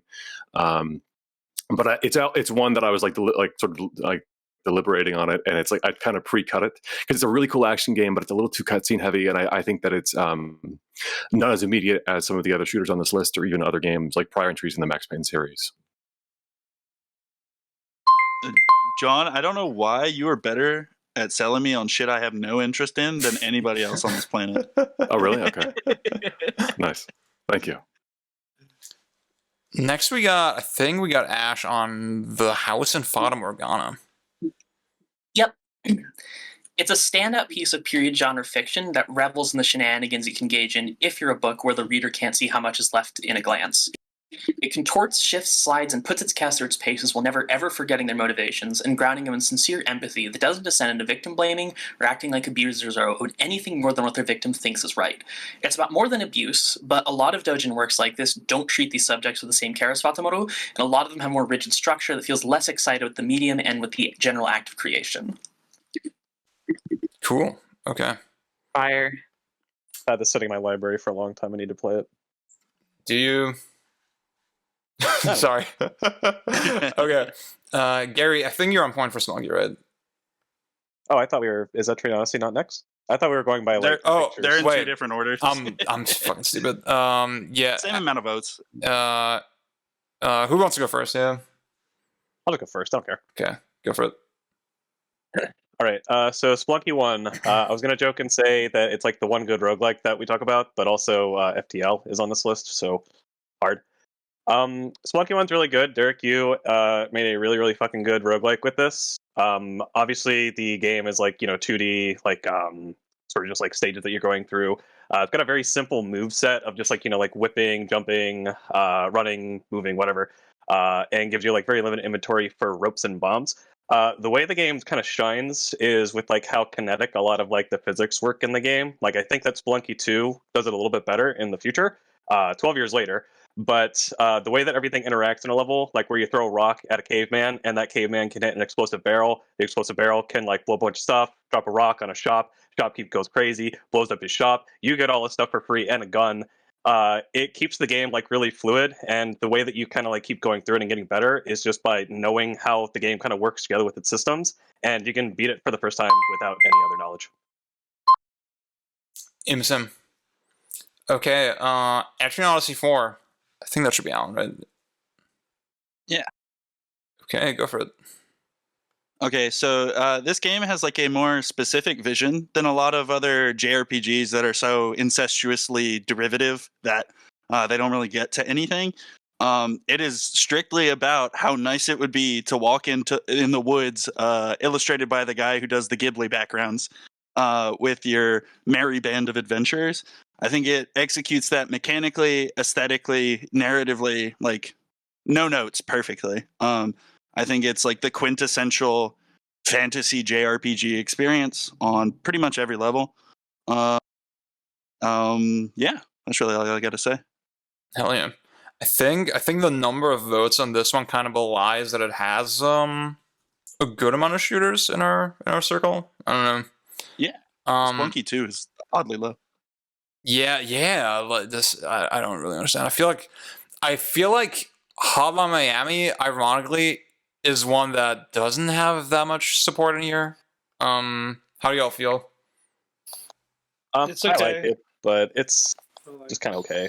Other than Kid Icarus Uprising, I don't really have strong opinions on this year. Yeah, KIU, my goat. I think Kid Icarus is a lot for sure. I really don't think it would win against 4 other picks I would make. But thinking about it, like in a cultural context, Hotline Miami is huge, and it's probably deservedly so because it's got this retro violence aesthetic for the first time ever in games. I think. I don't know. I wonder how much of that is pushed by the people that like the game, and how much Devolver also just kind of pushed this game, because they do a lot of like their like games that they publish. They'll just like kind of like push really fucking hard. I think it was Devolver that published this, right? Yeah. Okay. Yeah, they kind of always did that back in the day with this. So I don't know. Vita version, sick cover, sick box art. And I feel like Hotline Miami. I feel like there's still like really an appetite because like 2 ends on kind of a made, not like a cliffhanger, because like they've said they didn't want to make any others, but I feel like there's still like really an appetite for these like ultra hard, top down shooters, and even kind of stuff that kind of riffs on the same basic formula in different perspectives. Like there's that one like Angerfoot or something. Oh yeah. Or like it's called like Katana Zero, which is like not exactly the same, but has a very, feels like it's like very obviously influenced by Hotline Miami. So I feel like there's like, even though the reaction here is kind of muted, I would like be willing to like leave it on just for its just like sheer influence. Okay, let's put this. Yeah, it got a fucking John Wick 4 set piece that lasted like 10 minutes. That was directly homaging its visual language. Like that shit alone locks it in to me. Even if the game. John Wick 4 is so sick, dude. Oh I like off of sheer influence alone. I don't think is like an argument that really sticks for me, but I get it. Like it is that influential. That's not what I'm voting on really. So because it's like very short, really. Like it's very compact. It was formative to me for a while, but the problem is that all the shit it fomented in me also went stale like 10 years ago. But for 5 years of my life, it was super important. So I feel mixed about it. Yeah, like it doesn't overstay its it's like a good movie, really, sort of. When I say Kid Icarus Uprising's a lot. Can we? Lock KIU. Do you have any shooters against it? You told me to play it, so yeah, probably. It sounds really cool. It's the sickest fucking video game. How do I guess like a lot of y'all just haven't played it, right? Yeah. It seems good. Okay. How do you? Okay, if you haven't played it, how do y'all feel about that? About locking in? Sure. Yeah, sure. Sure. Pang is not gonna like this one. Let's go. Pang said Hotline in EO4 and cut the rest. So do we cut Gravity Rush? Like, does anybody here want to lock it in? No. I'm sure I would, but I'm not there. Pang, what's up? I'm glad I take it right now. If there was something that like I would probably like go to like real bat for, like maybe I'd cut or maybe I'd like try to keep. I don't know, but even if it's like a cool game, Gravity Rush, it's like a lot of the stuff you're doing is just like flying around really aimlessly. You're collecting tokens and shit. It's like it's kind of you're not doing anything like terribly crazy in the game other than the manipulating gravity. So it's very like honorable mention coded. It's been a common train that like a lot of the time when a sequel like fully fucking supersedes the original, that like it's hard to vote for the original, and it's as fuck with Gravity Rush 1. Like I do not give a fuck about this game when Gravity Rush 2 has better vibes. This is a vibes game, and the sequel does the same area with better music and visuals, and like I can't give a fuck about this game when the story also sucks. The fucking the lunar style movement is like way sicker in 2. Yeah. My best comp for this game is PS2 Spider-Man 2. Like that's it's like that except with worse movement and better like vibes. Because it does have a cool movement system. and part of it gets by with just how free it is. But I wouldn't say it's like the amount you can do with it. It has nuance, but not like enough nuance to defend it as like a true hidden gem movement system.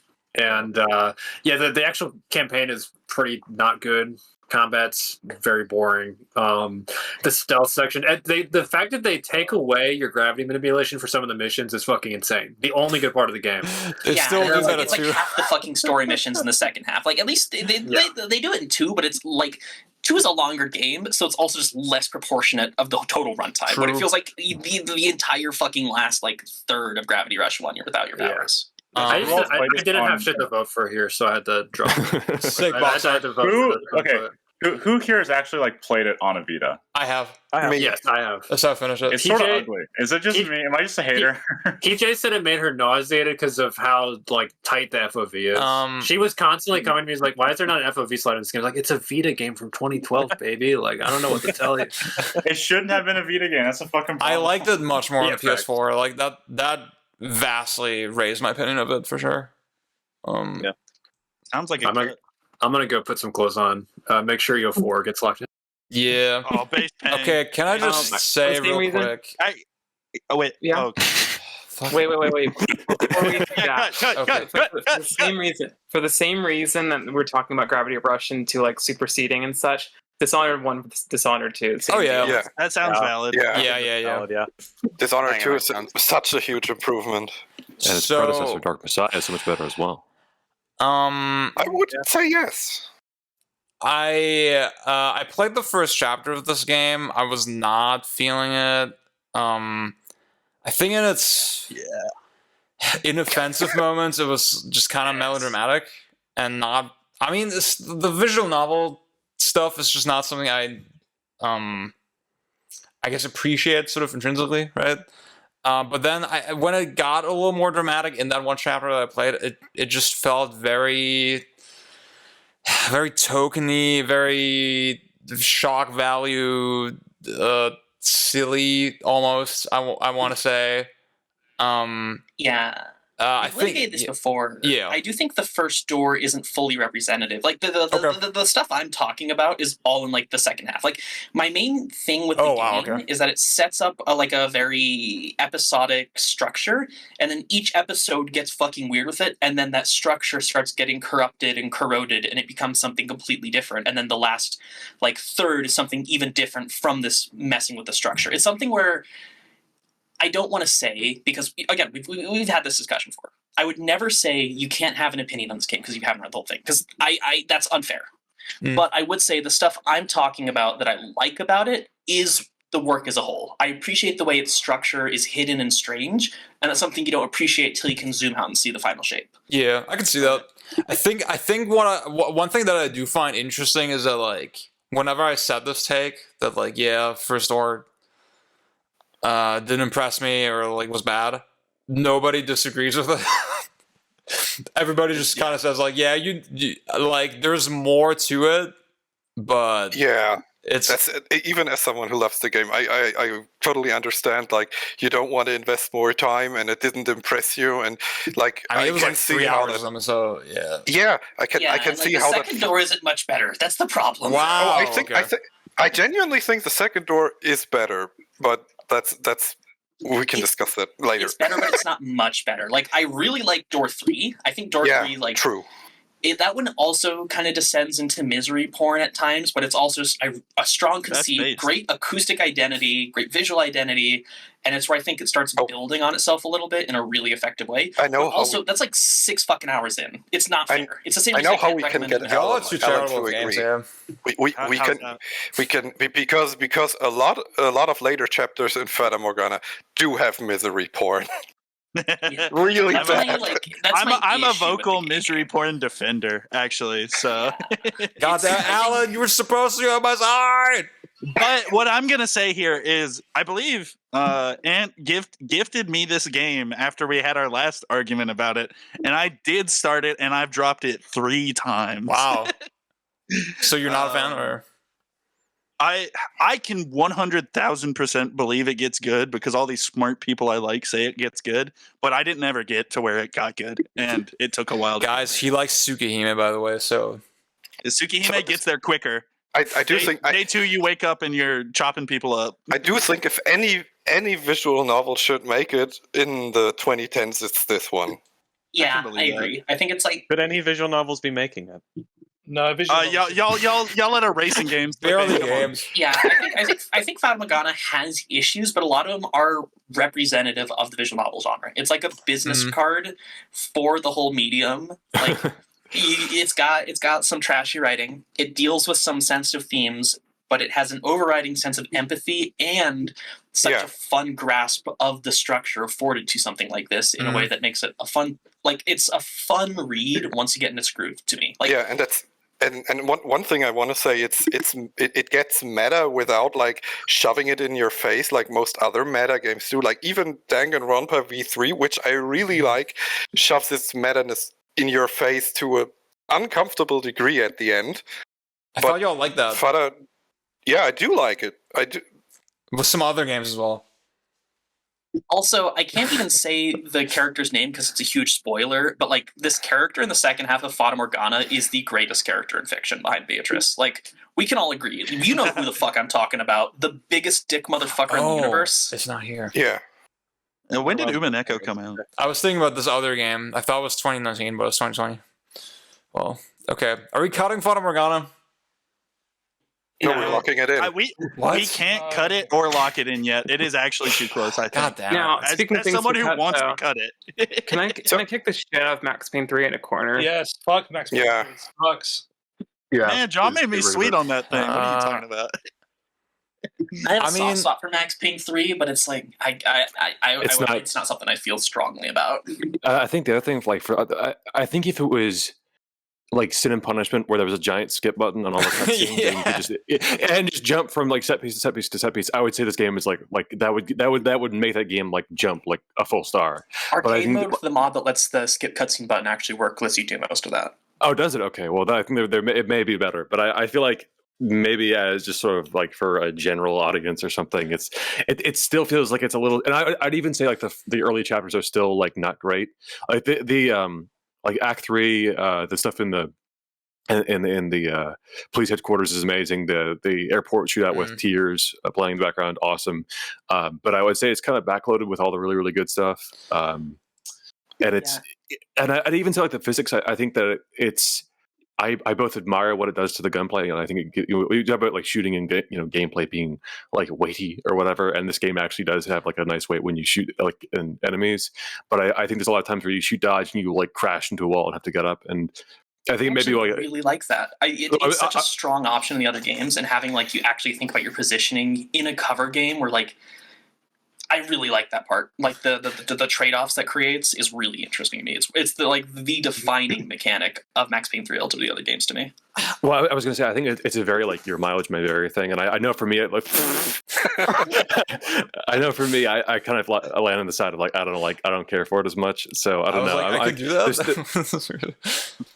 There's like there's I don't know. For me, it's like I would be kind of willing. I would not be like.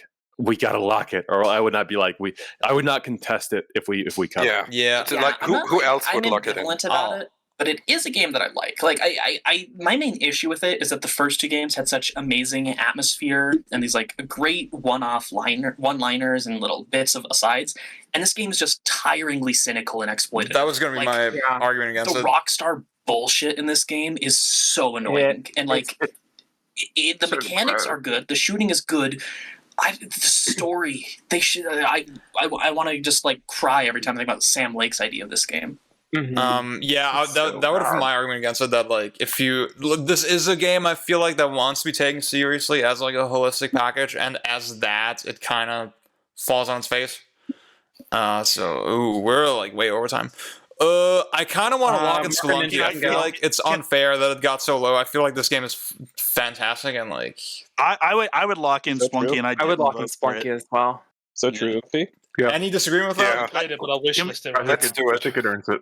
Can we cut Journey as well? Okay, can I just say real quick? People are so weird about Journey, like so weirdly cynical from what I've seen.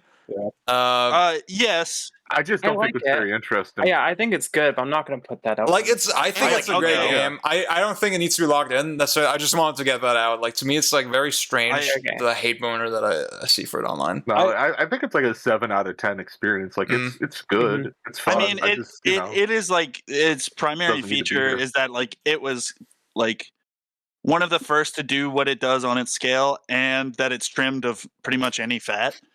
But like, it's not really saying anything too profoundly or uniquely, I guess is All right, we're over argument. time. Thank you, Ash. Oh my god. Okay. So we just need to select 2 now? Why we do. Mark of the Ninja not on there? We select 2. God damn. We didn't really get to talk about EO4, but I mean that's like I think a really strong contender for everybody. Yeah. What happened to Mark of the Ninja? What about Dust Force? Shit, why did we lock in Kid Icarus, dude? It's so stupid. Oh my god. Kid Icarus is goated. It's fine, amazing. but What are you like talking about? I feel like Dust Force is the real pick. I thought we were God damn it. Sakurai fans here. He's like my favorite director, but Yeah, very, Dust Force, EO4, KIU, Splunky.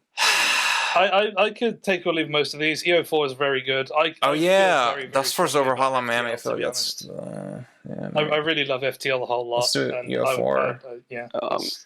EO4 is not making it right now. I gotta rig the vote. I'll vote EO4. I need to take down the VN. That's insane. Then why is That's all that the matters. book on here? That doesn't make any sense. It's not a good book either. You It might be a recommended good video fucking game. a Metal Gear Solid game. Well, yeah, because you can play that one with the controller. If EO4 loses and I didn't even really go in on it, I'm gonna kill myself. I read Fata Morgana on the Switch. Dust Force or Hollow You can play the shit with a controller. The Switch is not a game console; it's an e-reader. I feel like Yeah. Wow, It's Dust Force e-reader over 2 Monster votes. Hunter. Okay, wow. Wait, Picross is basically like a Is FTL really over it's a EO4? Sudoku. FTL, dude, it's like a work. Give It's it to a worse. FTL. No FTL fun. is the FTL is most- fine. FTL is fine. FTL is the most fun you can ever have pressing pause in a video. It is. I respect FTL. It does seem cool, but like I'm kind of shocked. The selling point of EO4 is going outside. Why if you does can just do it Fata in real Morgana life. have 5 votes? Yeah. Do you live in a place as pretty as EO4? I don't think so. I'm just that good at shit. Yeah, but FTL's feel winning. the I guess breeze that's- on my. I guess that's I'm in it. a place that's I'm in a place that's pretty as EO4. It's called walking around with my friends. Oh, when You shit, walk around with okay. your friends in Wild. EO4. She my did God, I'm the myself. quote I have real unquote friends, though. option select quote. Okay. If we're None of doing y'all this are line of watching- argumentation, we have to drop Breath of the Wild when we get to it. Breath of the Wild. I've never had any problem. I'm with just that. wondering why Mark of the Ninja What? wasn't on the poll. Not that I think Oh, it would win, but I was saying Marco Ninja should be cut. I was the one defending for it, and I think it should be Oh, cut. I forgot to, but also I forgot to put that one up there. You can like I think it's the best 2D stealth game around. You know, like I can think put, that's worth a lot. redo the poll, I guess. Sorry, I guess I had to take a true. screenshot. It was when Ziad had like the entire Spelunky taking up the entire screen because I can't. I'm this sorry. shit at all. I was like, We I'm trying gotta to move cut, on. look at these games from this. Yeah. I mean, this That's year what it's sucks all anyways. about. Whatever. Yeah. This is so Fucking- unfortunate. Oh, dude. Come on. All right. Well, that's it. my- Whatever. Good game. FPL, bro. I want to say real quick because I'm cool because it's like it was my pick, but there's a lot of love for Spelunky, and all of it's coming from like so Spelunky's like an insta pick, right? And everyone's saying yeah, but no one else really saying what they like about Spelunky. It's like I'm cool with that. I put it on my wish list. It's an argument to authority game. I don't think it's. I think that I like about Spelunky, but you'd be going over time. Oh my God, Lucas One in if here. 101, cut it instantly. What? Yep, cut it instantly. No, Should not be on. no. I guess I'll talk about it. I'll talk about the Wonderful 101. I think it's a little too set piece infested. There's like not a single level in this game where you just fight dudes. I think that is sort of Kamiya's like worst tendencies coming out a little bit, but it's hard to deny its charm. Obviously, genius camera system, canonizing weapon switching sort of as a mechanic, I think is awesome. That's something I really care about. I think that's a general tendency with Kamiya's games that they have these very tightly considered button layouts, and I don't feel like I'm playing the game wrong by not like clawing or whatever. And I think the juggle system, it's a little unfortunate that enemies don't really have defensive measures against that, but then the camera helps with that a little bit. So, very cool game. I'm You have sorry to for actually laughing earn out your loud. I feel like there's like which some sort of helps balance it implicit, out. amazing arguments for the game that you were self-conscious about saying, so you said all the secondary stuff, but that's what's on the record now. That's what we're fighting against. Yeah. So I wanted to say I'll defend you, Ziad. I wanted to say the less obvious stuff. I don't know. Okay, who's on point for Papers, Please? I don't know. No, that's me. Okay, go for it. All right. I think Papers, Please is like one of the few, especially like bigger titles I've played, that nails the whole idea of like, we want our mechanics to convey something like emotionally and about humanity and thematically, etc. Just the way you have this very and relatively difficult puzzle system where you're sort of fighting against all these different like bureaucratic legislative things based on oh my god, I'm not describing it very well. Basically, your immigration, like customs officer or something like that, people give you their paperwork, you look over the paperwork, pass them along. The way it plays with that, have these organic character moments as you're moving people along the line is just phenomenal. The way it has, like, the resources affect your family life and how much money you have at the end of each day. The big sell for me was I started liking when terrorists would attack because I could kill them and get more money, and I was like, oh, that in this game that actually works so fucking well. That is like that. What that says about like the human aspect of that is phenomenal. All right, I see the floor. Next up, Alan. This is your moment. Yeah.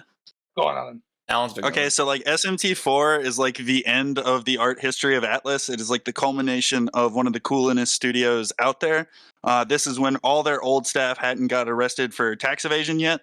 So it's got the coolest setting in any of their games, and all their games exist because of cool settings. It's like shockingly not pretentious where games like Nocturne can be. I would say it says more than it acts like it says. It's got a very accessible narrative that is like actually fun and engaging to participate in. Wicked fast gameplay that you can zip through a New Game Plus run of this game in like 5 hours. The craziest, coolest cyberpunk setting and OST that even games with way more production values couldn't convey as specifically and meaningfully. Everything about this game rips, and y'all voted no on EO4, so please. Alan was there for you. Also, let me just say that on record. Thank you, my Nakama. We got Cranku for Metal Gear Rising: Revengeance. Yeah, I didn't really write anything for this. It's a pleasant game about a twink and his fucking 12 out of 10 dog rates doggo, and they're on a quest to end like neoliberalism through spinal surgeries. I'm not going to pretend that this game like measures up to the highest tier of character action, hacky slashy, whatever. It's got like a solid base of heavy attacks and light attacks that lead into well animated combos, but it has also boss weapons that basically just slot into the game like a fucking razor blade and terrible. But the appeal of the game really comes from like the sort of writing and the boss fights, and especially a lot of the boss monologues. And I think it's really funny that a Metal Gear game is a Metal Gear parody. And especially considering Raiden's role in like MGS2, that fits quite well, actually. I don't know. But it's like got these sort of Saturday morning cartoon villains talking about the war economy. Yeah. So as a game, it's not that impressive. Cultural cachet, 10 out of 10. True. I'll say we got 2 platinum games. This is not the one to vote for. Por qué no los dos? All right. Link Between Worlds, Luna. Yeah, go for it. All right. The hub conceit where you can pick whichever weapon to go with ends up being a genius decision as well as ingeniously used, fleshing out very good fundamental paths for which item you choose, and keeping an airtight pacing somehow, no matter how you go down them. Still particularly amazed at how every dungeon feels refreshing and complements the whole without feeling too lock and key, genuinely succeeding as a successor to A Link to the Past principles in terms of dungeon design and combat. The painting gimmick also transforms so much of the world into one where you actually internalize its use of space and elevation more often than not. It's something that you don't really actually think too much about, but you're constantly doing it whenever you're looking around the areas as well as the dungeons. It does this with a shocking lack of hand-holding with it all, always telling through how it's played. Sorry, I'm typing chat. All right. This is insane. Okay, Monster Hunter 4, we got Hot Pocket, if I remember correctly. Yeah. Yeah, I think this is generally considered the best old school Monster Hunter game, if not the best Monster Hunter game in general. And I think after a long time playing a lot of Monster games, I think I've kind of landed on agreeing on that at this point. This to me is the most polished of the old school games, where it's got a relatively normal campaign, while simultaneously it's incorporating a surprising amount of the sort of Gen 2 hard as balls ethos in terms of having a lot of super great monsters. This is mainline team at their best in terms of super vibrant aesthetics and really ecology focused, but then also not succumbing to the gimmicks that would consume them in all their later games. This to me is just this is the game I would recommend as the forever Monster Hunter game. I'm playing this one right now, replaying it, I should say, and enjoying it for sure. As the biggest Monster Hunter hater. Pang, we got you for Pikmin 3. Yes. It's funny that the newest Pikmin had such a big focus on Dandori and the idea of multitasking, because this is the real multitasking Pikmin. It's the only one that leans into having 3 separate captains. You're actually switching between them quite a lot. For what it sort of automates from the first couple games, all of that is in service of making the multitasking just flow better. And it really puts it to good use, because the whole system that sort of judges how long you can stay on the planet, not that it's particularly hard, but the juice system is sort of always pushing you to look for optional objectives, try to grab extra fruit to replenish your supply. I think it's sort of undertuned because it's a Nintendo game, but it makes up for it with cool scenario design. The final boss is this really weird chase sequence where you're jumping between captains, trying to have them run around while the other ones do actual tasks. It's got a lot of curveballs in there. I don't necessarily like it better than Pikmin 1 the more distance I get from it, but I love this one quite a lot. Play on the Wii U. That's the real version. Yes, facts. Oh, clicking on the pad is so good. Yeah. 3D World, we got Alan. Oh, he can't hear me. Oh, he has AirPods on. Oh no. Maybe let's skip this one for now. Call of Juarez Gunslinger. That seems like a John game. Yes. You hear me? Yeah. All right, nice. All right, so I said Driver San Francisco was the platonic ideal of a AAA game, and I think Call of Juarez Gunslinger is maybe the platonic ideal for a AA game, or smaller, bigger than indie, but sort of in that middle tier. And this takes its lower budget really in stride. Has a really cool stylized comic books, cell shaded aesthetic, and it basically follows this guy as he walks into this bar at the end of the Old West. And tells the story about how he actually fought Jesse James and Billy the Kid, and you go through this kind of tour of all these really iconic Western figures, and you do very arcadey, keeping your common multiplier alive as you shoot your way through these pretty well designed areas, and then it has a very tasteful progression system where you do actually have to make decisions and do a tiny bit of character building where you can focus more long range or close range combat. But I think just really effective, nails its narrative and nails its mechanics. Okay, Alan is back. Do you want to speak on 3D World? Yeah, you're good. 3D World. Good game? Yeah, so Pang gave a very great argument for this game's predecessor, and my thoughts aren't exactly congruous with that, but I have some similar ideas here. First of all, the movement in this game, and especially in its updated port, is actually very sick. But the level design of this game is not Mario Sunshine-esque. What did they even design here? It's actually got tight, pretty consistent quality, high danger levels that are fun to move around in because it is fun to move.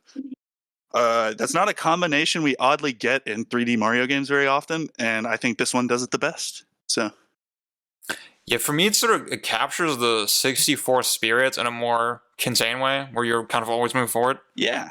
I really like that about it, and I feel like it gave me that feeling more than 3D Land somehow. I can't really quite articulate why, but I guess maybe it's the fact that it's more breakable. Okay, we got Never-Ending Fantasy, A Realm, Unfortunately Reborn. Is it Luna on point for that, or Ash? It's me. Okay, go for it. Just go one sec. Sorry for the bias, but This entire nomination, literally everybody who's voting for it is voting for Shadowbringers with this slot. It's a fucking amazing expansion, narratively, visually, acoustically, and the ultimate statement of intent for the game. Despite all odds, the games as a service pipeline fucking worked. And for a decade, they managed to make an ongoing serialized narrative that added every few months and it built up into something actually meaningful. Like, I can't think of another game of this scale that pulled off a narrative 10 years in that landed as well as this shit. I mean, it had low lows, but like the highs are something special. And like, since I started this game in the Shadowbringers era, I can chart so many of my own personal like growth moments to this game and reflecting the ways that it changed me and I changed along with it. Like, deeply fucking important game. okay, yeah. Sorry to be like, No, you're all good. Yeah, funny about It's a game that's easy to shit on. Yeah. I didn't mean to like, yeah. Okay. So another Ash joined with Kentucky Round Zero. 99% of narrative analysis within this medium is contextualized as literary, and 99% of visual analysis is viewed through a filmic lens. Kentucky Route Zero pushes its writing towards the stage and its visuals and pacing towards contemplative, static art pieces. Despite being assembled from extremely high art inspirations and comparisons, it is singularly and bluntly focused on a real, lived sense of Americana and the laid-back, ambling spirals that grip so many people I know and knew. It's a singular work that nonetheless demands nothing from the viewer but patience and empathy. Okay, cool. I'm not gonna lie, this is a pretty stacked year for me. Wait, there's one more thing. Is there? It's not here, but the Drakengard 3 thing is supposed to be here. I forgot. Well, so basically, for our viewers, it was like a tie between, and this was not supposed to happen. It was just kind of an internal fuck up. Drakengard 3, Last of Us, and I think Monaco. What's yours? And mine? Dota 2. Dota. Oh my God, what the hell? It's a four-way tie. Drakengard 3 would be not my first choice among those, but like because we gave it to Luna, she can like she could do whatever she wants. We'll give her the minute. Okay. All right, so Drakengard 3. I find it really, really funny. It has the best of this era of Yoko Taro's mannerisms, and at this time, like it has like a sort of like a proto-esque of like Nier Automata's mannerisms and sort of what things like he likes and the kind of jokes about. I think it's the best in the case of like how that actually accomplishes its satire, and I think Drakengard 3 has top-notch gender role satire. In general, not so subtly crucifies a lot of social memetics of the time, e.g. the Yandere Tsundere stuff that was going on in Japan, flips off incels, it makes up a whole breaking like the patriarchy kind of system, while somehow crafting a full story about the importance of empathy between others, and the desperate attempts we make to hopefully find that somewhere while taking the worst actions possible, whether we liked it or not. Very much, while we are rotten, and we breathe rot, and I perhaps will be called rotten, I can still form something from this hell. Without spoiling, the ending is also crazy good fare on pinning this reflection back upon games as a whole, or at least how Yoko Taro feels about the work he's done in his way here. I will not deny the gameplay is utter shit, though. I was gonna say, you said the worst actions possible, more like the worst action possible. Now I sound like a bad person for hating on it. Come on. Which game is this? Sorry. Drakengard 3. Drakengard 3. Wait, I'll fucking pull up the box art. I forgot. So, where do we start? Well, this box is fucked up, but whatever. There you go. Okay. So we dropped 3D World. So do we just lock in SMT4? I feel like that game is going to have a lot of pushback. Yes. I think what I want to... This here's a bloodbath. So, I don't know if there's anything we can lock. So what I want to lock in is Papers, Please. Yeah, I feel like that's... Yup. Yeah, I think that one's probably the one. Yeah. I thought Wonderful 101 would come easily. I like So- Papers, Please, but like I don't know, maybe it just didn't like stick to my soul in the same way as everyone else. I think for me it was also like, yeah, very smart game, very well made game that was like, I mean, I think I had definitely some, like Pam was saying, like some good gut punches. Not one that I thought about a lot after I finished it, but like really respect It it. has a lot to say, and yeah, the way that it blends its narrative with gameplay, like Peng said, it's just it's so perfect. I think anything less is like a disservice. It was like very obvious to me what was going to be said, and I still got by it, and I was like, well, damn. See, Raph saying in chat, it's too easy to optimize and lose the tension too easily. That feels like overanalyzing But that's like a real life parallel. If you start optimizing your work like that, and you stop looking at the people as like actual people, they're just numbers. Like that's not the game. That is the. I can't agree with this. It was not too easy to optimize for me. I would constantly get stressed out with each new mechanic, and it would just break my time. Like, Raph, maybe you're too good at games. Have you considered that? Yeah.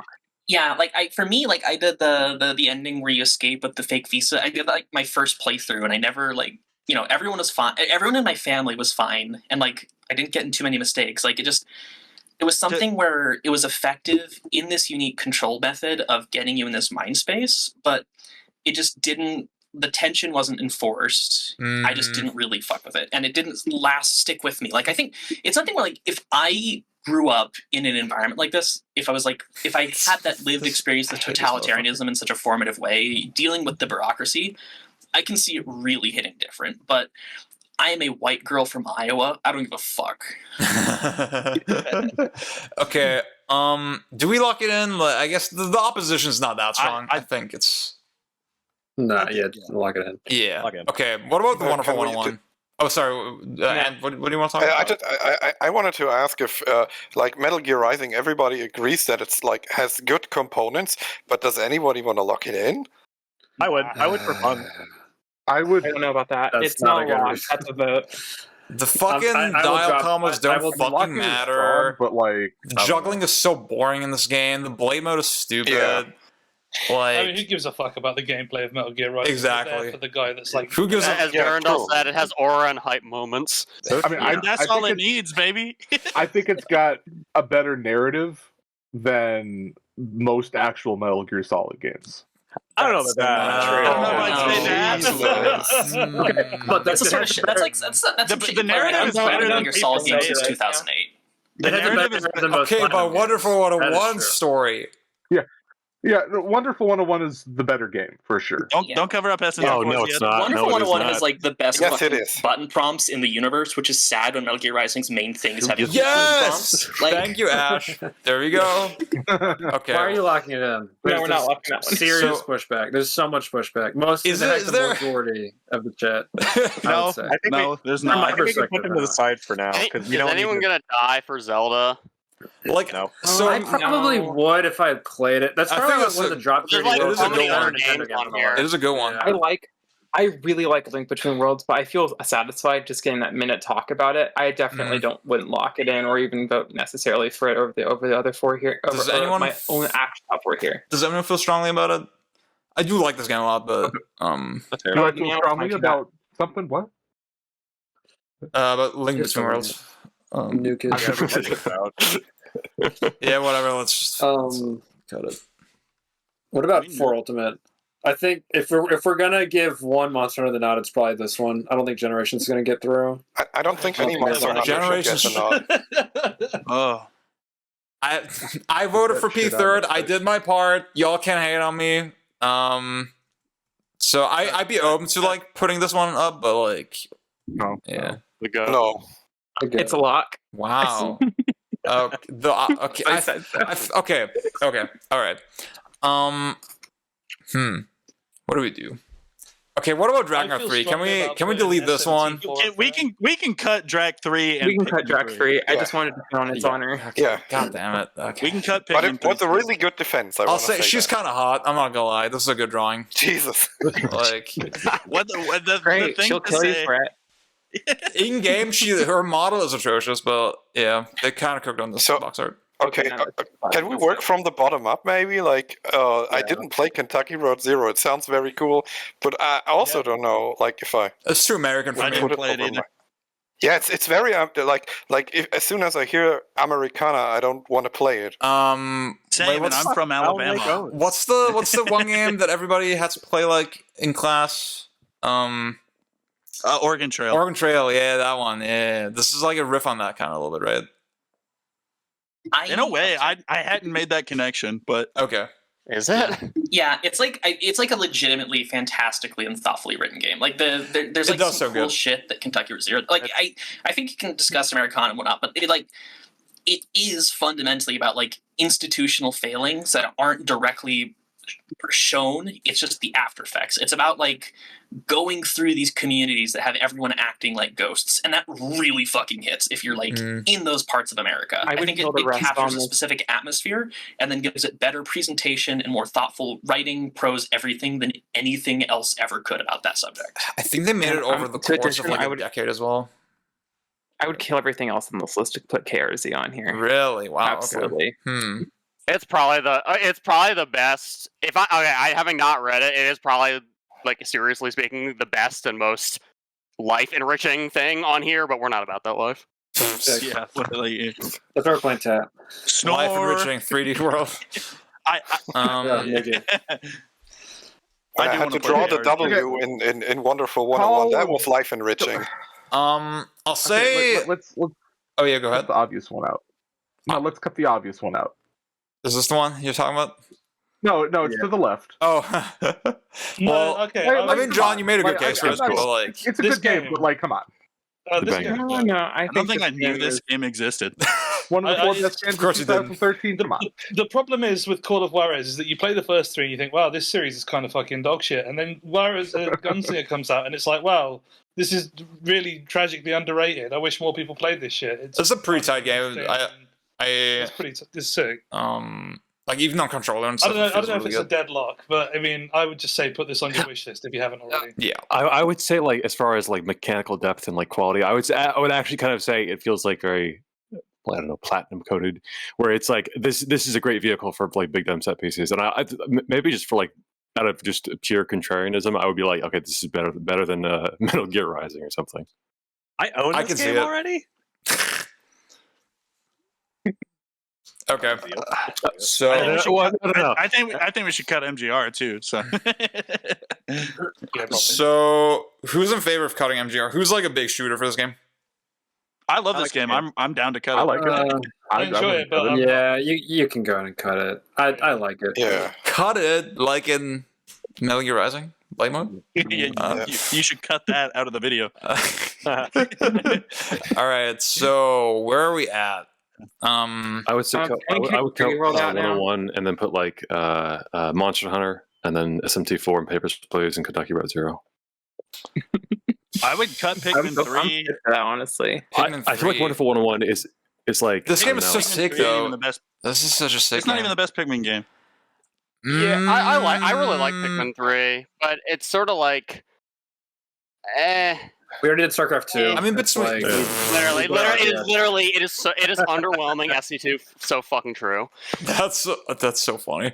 I think. I mean, I'll say. I hate when I say something serious and Raph says. I feel like it and 1 are pretty close in my mind. And like this game is like light gun coded. If you play with the Wiimote, it's so sick. Yeah. Oh my god, what they did to swarming controls in 3 is fucking criminal. Actually embarrassing. Yeah. Okay. So how can we like every game seems very split? It feels like. Yeah. Wait. What's the split for Super Mario 3D World? Why can't I kick that one to the curb? Exactly. We haven't talked about that one yet. My take is I will support Wonderful 101 for lock if we drop 3D World. Holy shit. Okay, you know what? Okay. We're doing fucking hostage negotiations. We kind of are. But yeah, I'm kind of down. I can't piss people off. I still have to bat for SMT4. Okay. Okay, I'm gonna go make the poll without 3D World, but with Wonderful 101. Yeah. So cut 3D World. It's all right. Okay. Yeah. No. Oh, like wait, we said no. Wait. We said it would be a lock, right? Not just a lock in 101. Okay. So who's in favor of locking in the Wonderful 101 in favor of like. Maybe they should just both be here. Maybe they're both good games. But You know? what are we doing right now? We're not going to do a trade that Monster Hunter is right there. Come on. I think we should just do a full poll of the rest. I'm not gonna lie. just do a full poll. Yeah. If SMT4 loses, I'm leaving the call. like last time. I am so for real. I will be leaving the call. I'll be 3 out of 7. I think out of all of these games, like SMT4 is the best. I'm sorry. I would feel tragic if that was included. So I feel like my son would be left out of the nativity. Okay, let me. Yes. Let me make a case for SMT4 real quick. Thank you. I love you. Obviously, Atlas Combat, but it really needs a replay, right? But I remember this game being so engrossing. I cannot. There's like very few games that have the sense of like, oh my god, I'm immersing myself deeper and deeper in this world. Again, only other game I can think of that had that sensation is like Dark Souls or something where. It feels like I want to add to that. It's insane. Like all SMT fans do is talk all the time about how oppressive the games are, but this one fucking is. Like you just get grinded into the dust at some points, and it's so fucking cool. It has aura and hype moments, but it also has themes and writing, y'all. It's a game that actually, like, obviously there's holes you can poke in the mechanics and the resource management, blah, blah, blah, but like it's a game that genuinely cares about its pacing and how it spaces out sort of safe zones, like really cruel spots, sort of spots where the music changes, like that. Discovering that world sort of bit by bit for the first time was really special for me. Tokyo is the coolest place in video games. Oh my! Yes, the Tokyo overworld music is the best map music in video games. And the route split is just like phenomenally good writing and just yes. I'm torn between let's go. Monster Hunter and Pikmin. Americans. Americans, you bet like Chaos Zero is good. The only reason the one I feel like I'm not going to get support with Pikmin is because not enough people here have played it. Yeah. Shit, I don't know. Fuck. The poll is spoken. Wait. Yep. Wonderful 101, SMT4. No. Let's wait for 101 to drop and 4 to come up. Oh, no, thank God. Yes. Oh, perfect timing. Perfect fucking timing. Wait. I shouldn't have fucking said anything. Wait, no, I was changing my vote because I only voted for 2 out of the 3. So I changed it. Shit. Wait, SMT4 has 10 votes. SMT4, Monster Hunter 4, Kentucky Route Zero. Canonical. Wait. Wait, no, shit. Monster Hunter 4 and 14101 are tied now. God damn it. Okay. Tiebreaker vote. This is the narrative fucking stack. Bro. Okay. My uneducated opinion on SMT4 is it's the bit that I do Pang where he talks about OOT and I say, yeah, you should replay.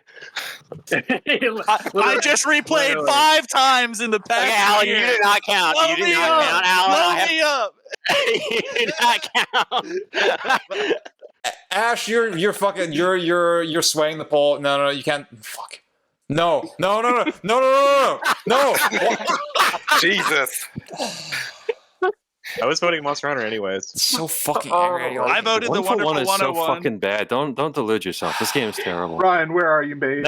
This game should have they flattened for a shutdown, but like after Monster Hunter doesn't even have a Space Harrier segment.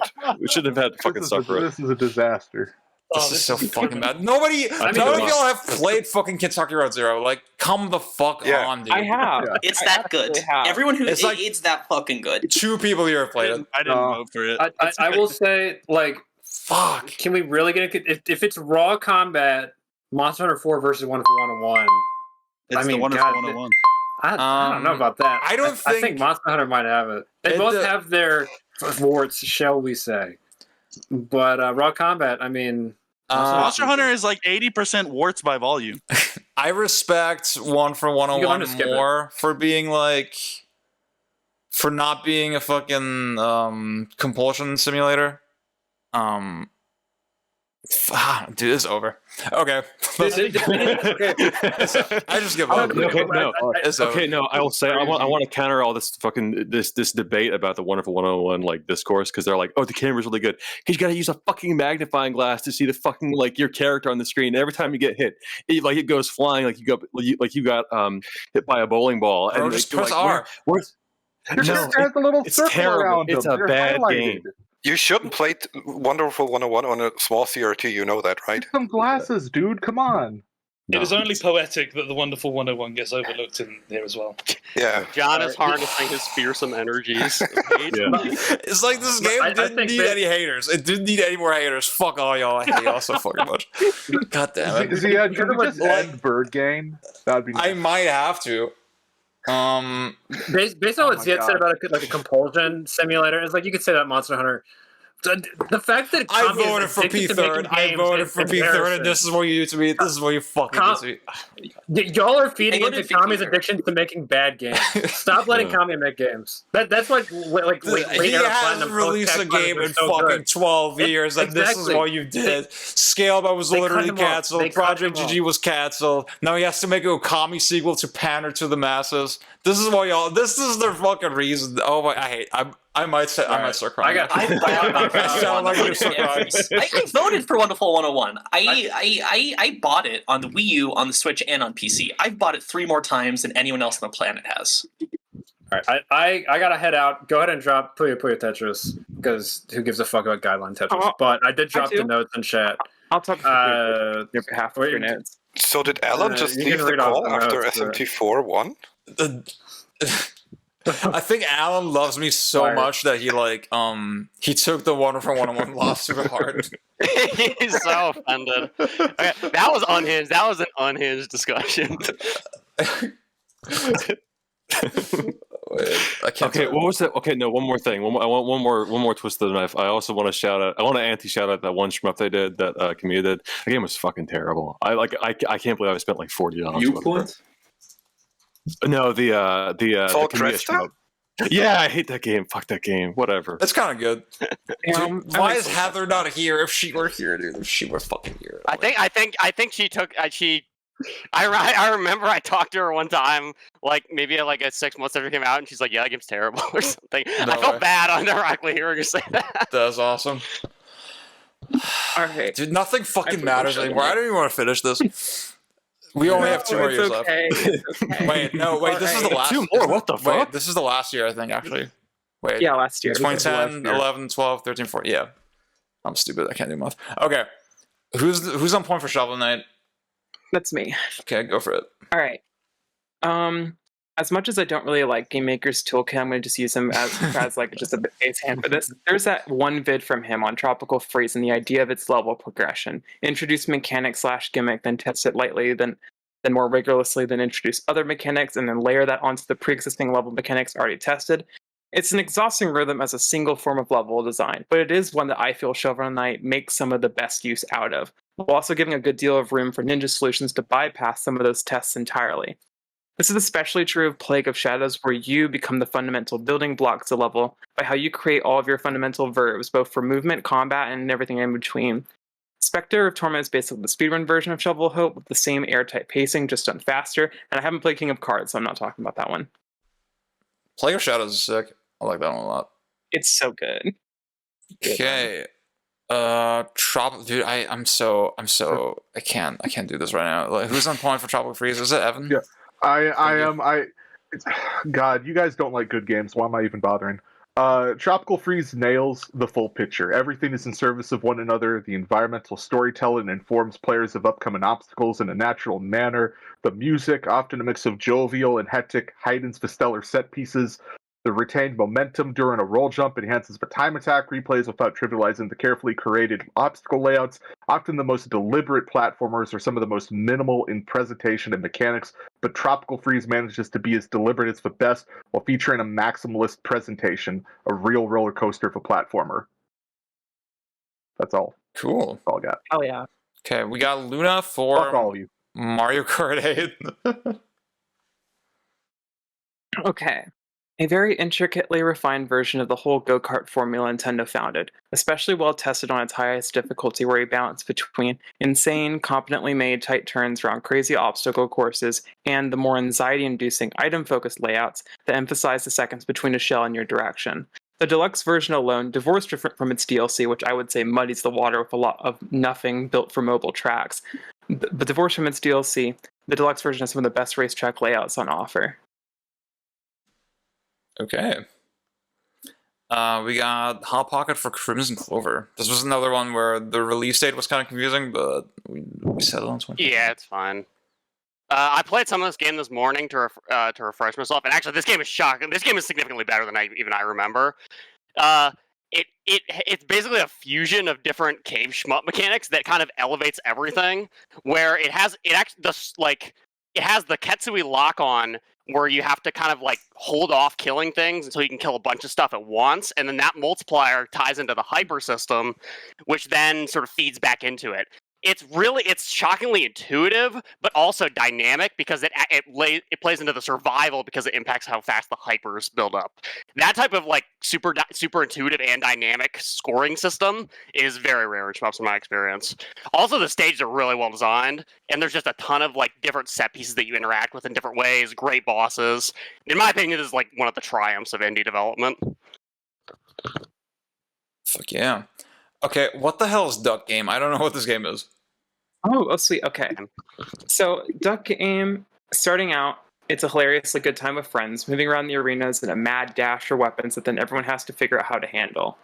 Everyone at first is just reacting to how each weapon seems to have ridiculously stupid properties for firing and aiming. It's very silly. Each of the arenas are kind of just ridiculous in terms of, like, in general, some being very symmetrical, some being completely asymmetrical, with part of the people spawning in really weird spots at first. Then as time goes on, the more you play it, it starts to turn away. You figure out the consistency of how each weapon works, as well as how you yourself control. Examples like, you can use the chainsaws as actual sleds that race ahead of you as you slide along with them. Depending on when you go from jumping in midair to slowly gliding down, actually angles your shot differently, so you can get off trick shots, basically just by when you press to glide. Swords are also better used as projectiles, so on and so forth. There's a lot, and it makes the party game paradigm warp into something insanely fun and detailed to this day, to where tournaments have been run out in its honor. Okay. I'll have to watch gameplay for that one. Divinity Original Sin, is that, who's that? That would be me. Okay, Crank, go for it. I haven't booted this game up in 5 years, so bear with me if I'm a bit fuzzy on the details, but is that timer going? Oh, I'm sorry. I was too distracted with the chat. No, we're good. So it's like basically D&D, but your grappling and pickup ranges are 60 feet long, and you can carry nuclear bombs in your bag of holding. And it is a co-op game. It technically isn't, but it is. You need another person. And with that person, you'll share a bond. You travel the lands, and you meet busty orc women, and you destroy everything with fire barrels. It's got like dynamic quests, and the choices that you make in the game, they're not massively consequential, but the writing is sort of there that people remember what you say to them. So it makes you feel like you're making meaningful decisions, even if you aren't. Criticism-wise, like the tone is kind of all over the place, but that's also, it can be a charm for some people. The UI is very unwieldy, but that's because it's made by Larian. And it's a game that does a lot with like very simplistic mechanics and a very simplistic story. Okay. Next we got Going Down. This is a Doom WOD. We got the Doom expert on this one. Yeah, I played some more of this also this morning. I just warped around the different levels. I've also been playing through it by myself. This to me is one of the like canonical great Doom WODs that's very reflective of some of the strengths of the scene as a whole. It's got super tightly tuned combat that's like based around tight corridors and like nasty individual enemy placements. It's got really fun high concept levels for everything. So and the levels are also relatively short. And also it's got a super fun strength of like individual humor. It's a funny WOD, and you really get the sense of like the personality of the creator, he's done famous YouTube animations, so it's like you make the connections or laugh. To me, this is like a goat. This to me is emblematic of why Doom is probably the best Western game ever made. Okay, Pang has a dip, but we have a little blurb for Puyo Puyo and Strider. I'll cover those real quick in one go. So Puyo Puyo Tetris, as a Tetris game, one of the better guideline packages. The Tetris company, they set down a set of parameters to follow, and it's not a hard rule for every Tetris release, but this is considered a guideline game, and we're sort of not fans of those generally, but this is one, again, as Pang says, one of the better ones. Offered by the fact that Puyo is still good. Blended mode, where you play both games simultaneously, was really unorthodox. Strider, extremely hectic combat with an emphasis on bullets, almost no defense. Metroidvania, but very on rails, which is good. Has a lot of Bird Gang, this is our server. It's going to be on the Beach Gen channel, again, for those who don't know. Has a lot of Bird Gang flavor, weird shit, no iframes, taking damage as expected, fights against multiple bosses simultaneously. Cool. I really like this game too. Okay, Talos Principle, who's on point for that? That's me. Okay, and go for it. So, Talos Principle is, for me, one of the best puzzle games of all time. It's got slowly escalating puzzles, but none of these you can solve with trial and error, really, except for the very early ones. It's got really unique puzzle tools, like you can record yourself, step on switches, and you basically got to time what you did and what you're gonna do, which is really fun every time it turns up. And one of the main draws of the game is actually that it's also a philosophy game.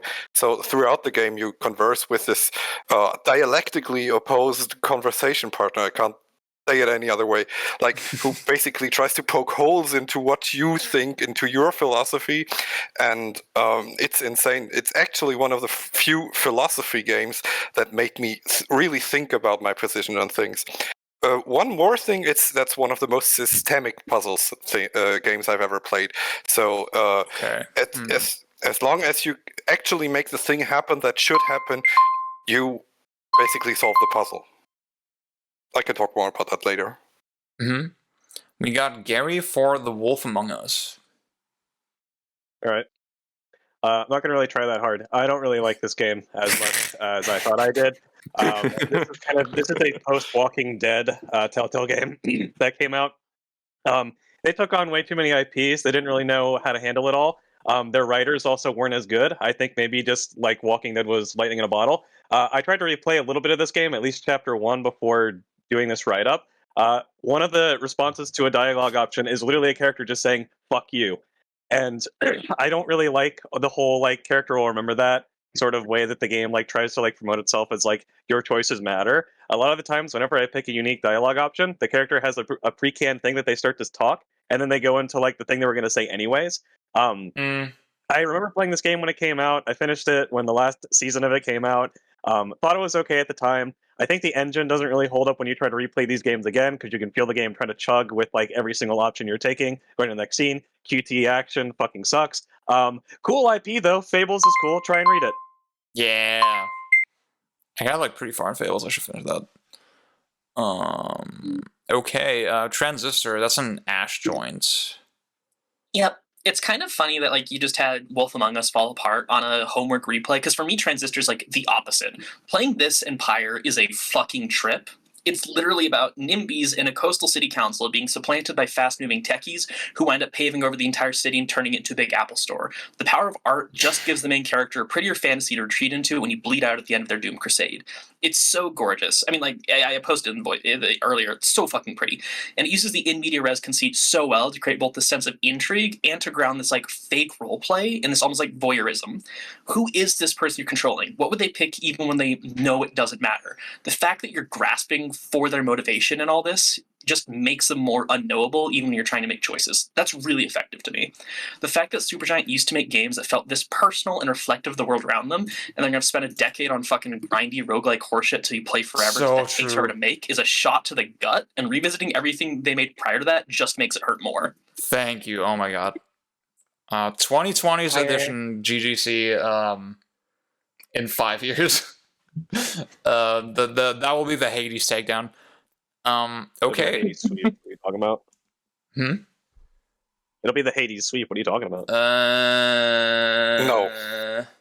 All right, so we got a couple people in chat saying that Strider should be a lock. It's kind of, again, I think this was genuinely a sleeper hit. A lot of people are really surprised just how well it held up, even despite the low number of votes.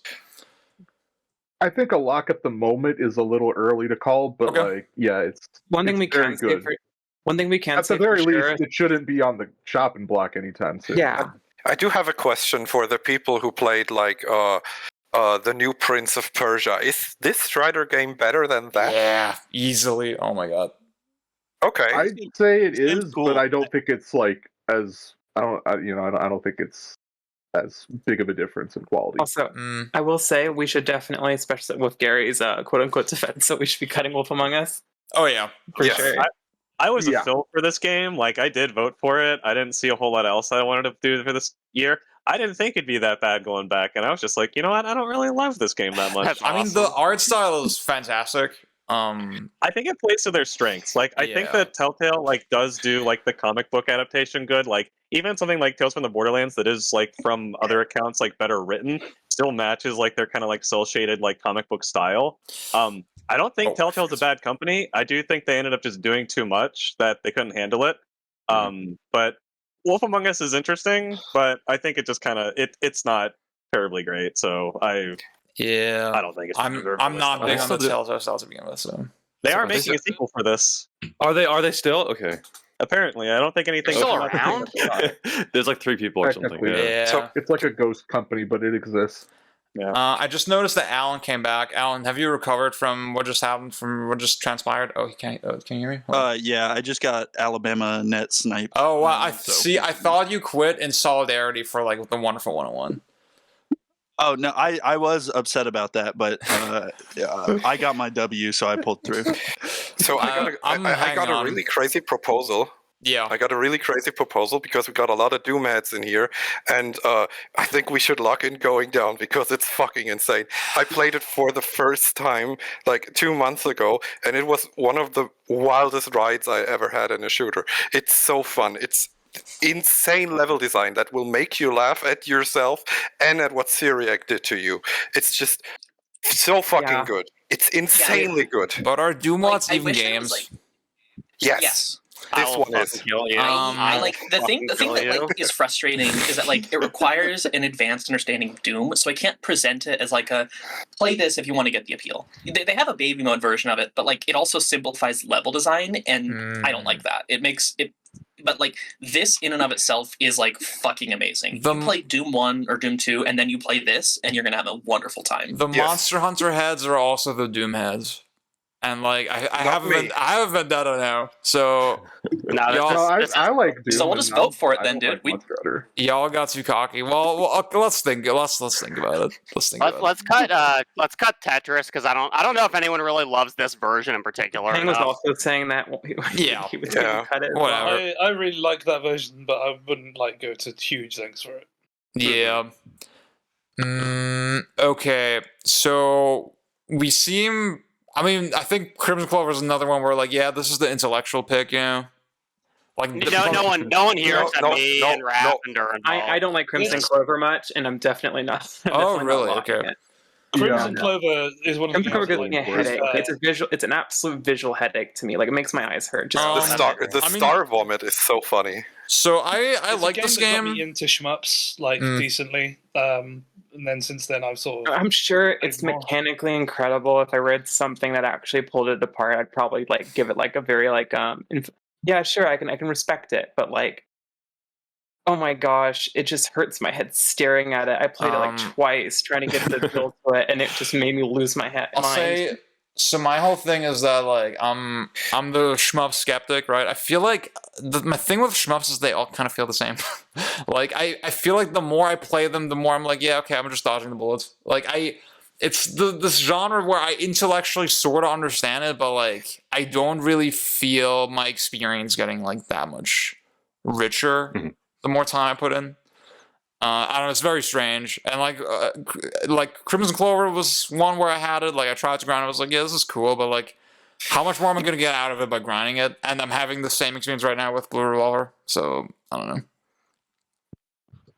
I think it's okay to cut it just because it's one of those things where the people who are like dying, there's just not enough people who have like seriously played it in here. It's just one of those games. Yeah.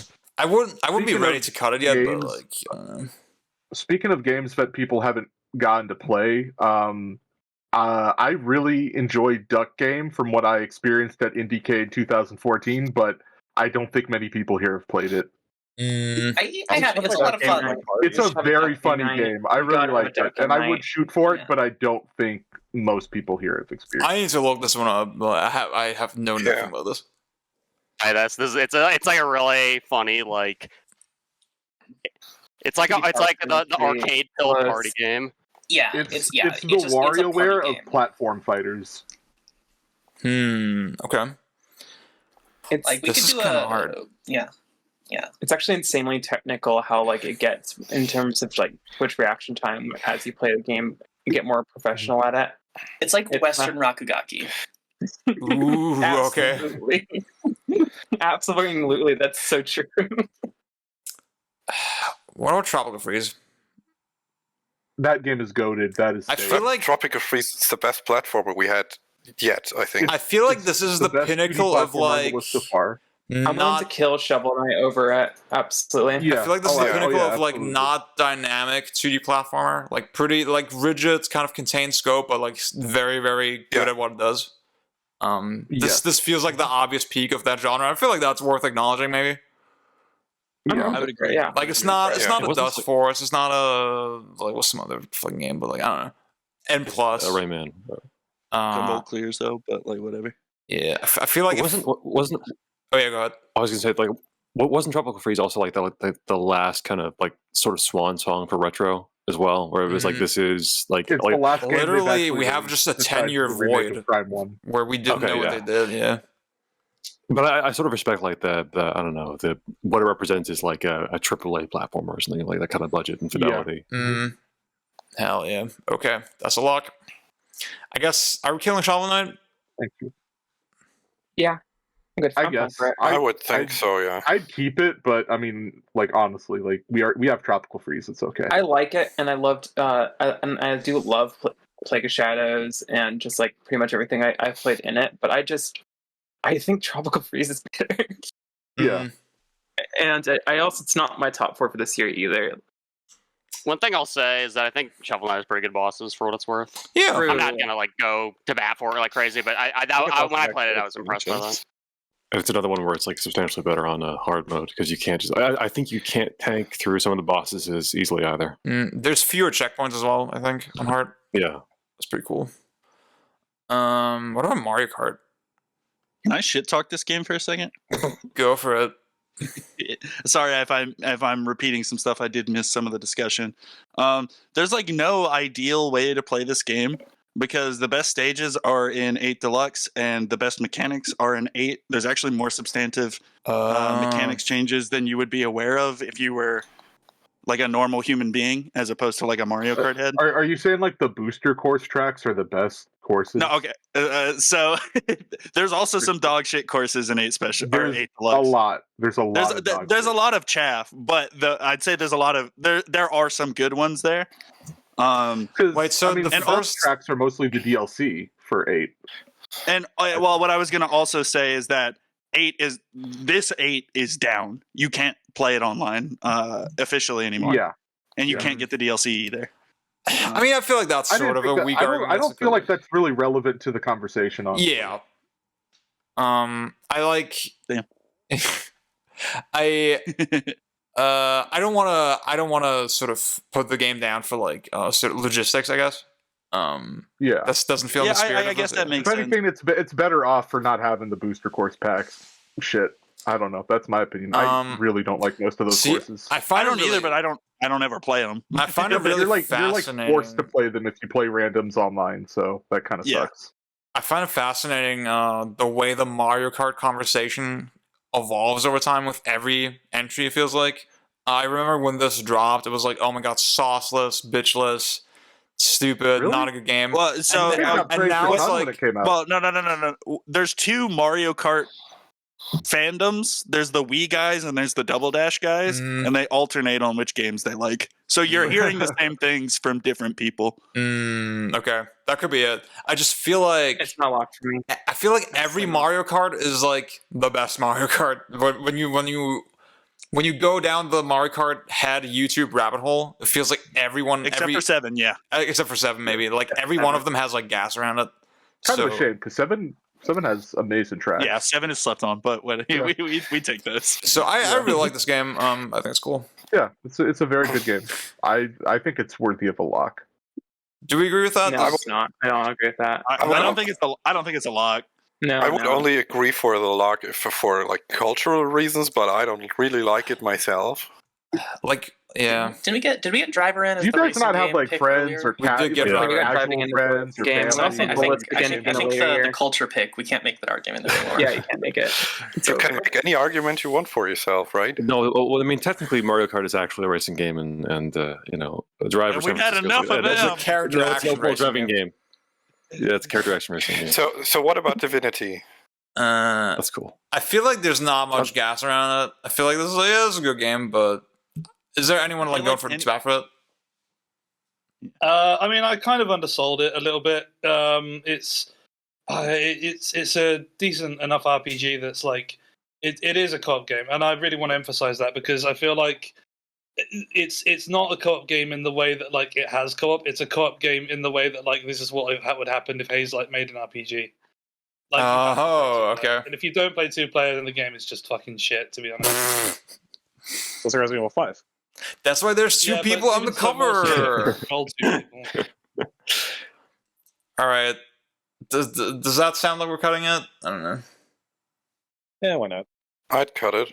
Fuck it. Okay. Beast mode. Do you want me to just drop a poll? Because I made one for everything except for Divinity now. Sure. Such a legend. Okay, I want to say one more thing on Talos Principle. I want to say more about the systemic puzzle solving.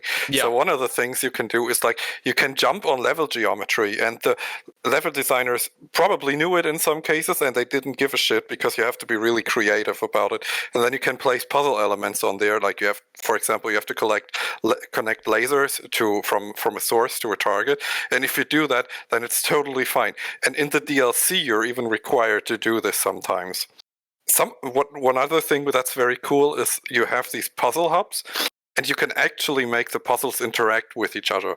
Like you have these laser connection puzzles, and you can, if the entrances line up, connect lasers from the source from one puzzle to this to another laser connector in the other puzzle, and you can solve some puzzles in a funny way that way. It's not required, but you can do it. So that's what I meant about it being systemic. It really just lets you do shit as long as you push the right buttons and trigger the right triggers, basically.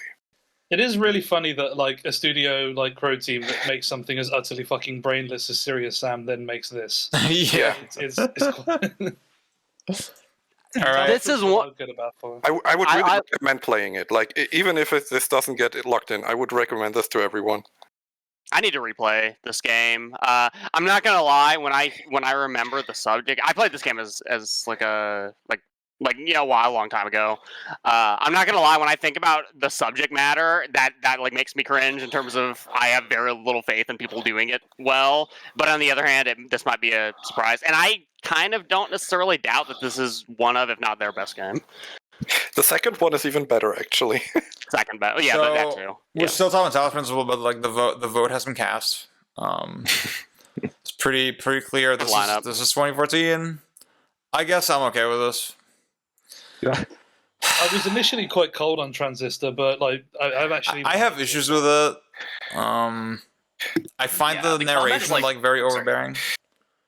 Yeah, the combat is like fucking dog. It's so but, like, good. I think the narration works. I I especially really like it in conversation with Bastille. I know. There's the fact like. that it's like. Oh, sorry. Yeah, go ahead. Well, just like the fact that like the game before it and the games after, like the Logan Cunningham, the use of him is so fucking cool in these games, and I really like the way that like after Bastion, where like everything is literalized and spelled out to you and has this like almost like storytale vibe to it, and Transistor is just the opposite. You're thrown into something messy and weird, and like all this dialogue and narration is just short, clipped, terse, devoid of all context, and it's so fucking evocative. Yeah, see, Is Transistor Allen Core? No, I feel like I don't think so. I feel like maybe it could be. No. I think maybe you would appreciate It's it. a Western game. Yeah. I mean, tough battle to fight, but people have climbed that mountain.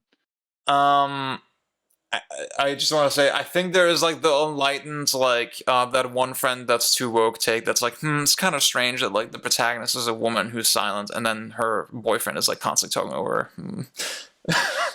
There's like there's like that one analysis. While he uses him as a literal tool. You're beast. I don't know Okay. about that one. I see it. Okay, I need to point out the West has won today. 3 Western games.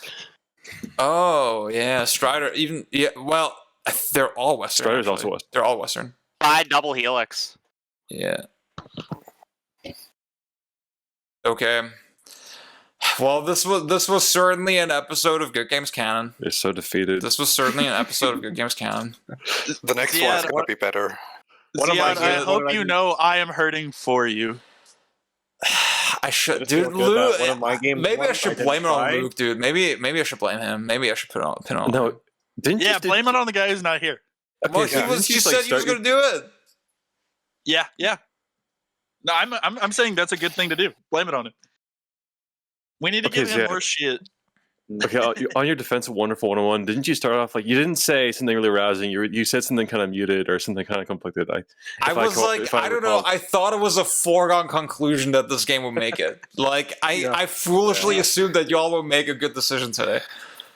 Ziad, I will take a bullet for Breath of the Wild. I was trying to be like rational and like be likable in that way, you know, like to endear myself to y'all by talking down my number one a little bit, you know. But you only have a minute. I told you, I was warning you. That was a bad move. Fuck you. It's partly your fault as well. Yeah, I know, but I had to. I was there the whole time until that final moment, because in that moment I was like, this would be funny, but that I did not engineer it. I was an opportunist. Which year's Breath of the Wild again? Oh, 2017. Esperade in what year? What year is that? 2019. Around. I'll get What are the other ones on this? Yeah. What else is on? Y'all can check the thing later. Okay, let's do the sign off. This is brutal. Let's do the sign off. This is really we're brutal, recording this tomorrow, y'all. Look forward to that. I don't know when I'm uploading this shit. Yeah. Say goodbye, everybody. Bye-bye. Bye-bye. Bye. I hate you all. Thank you for listening.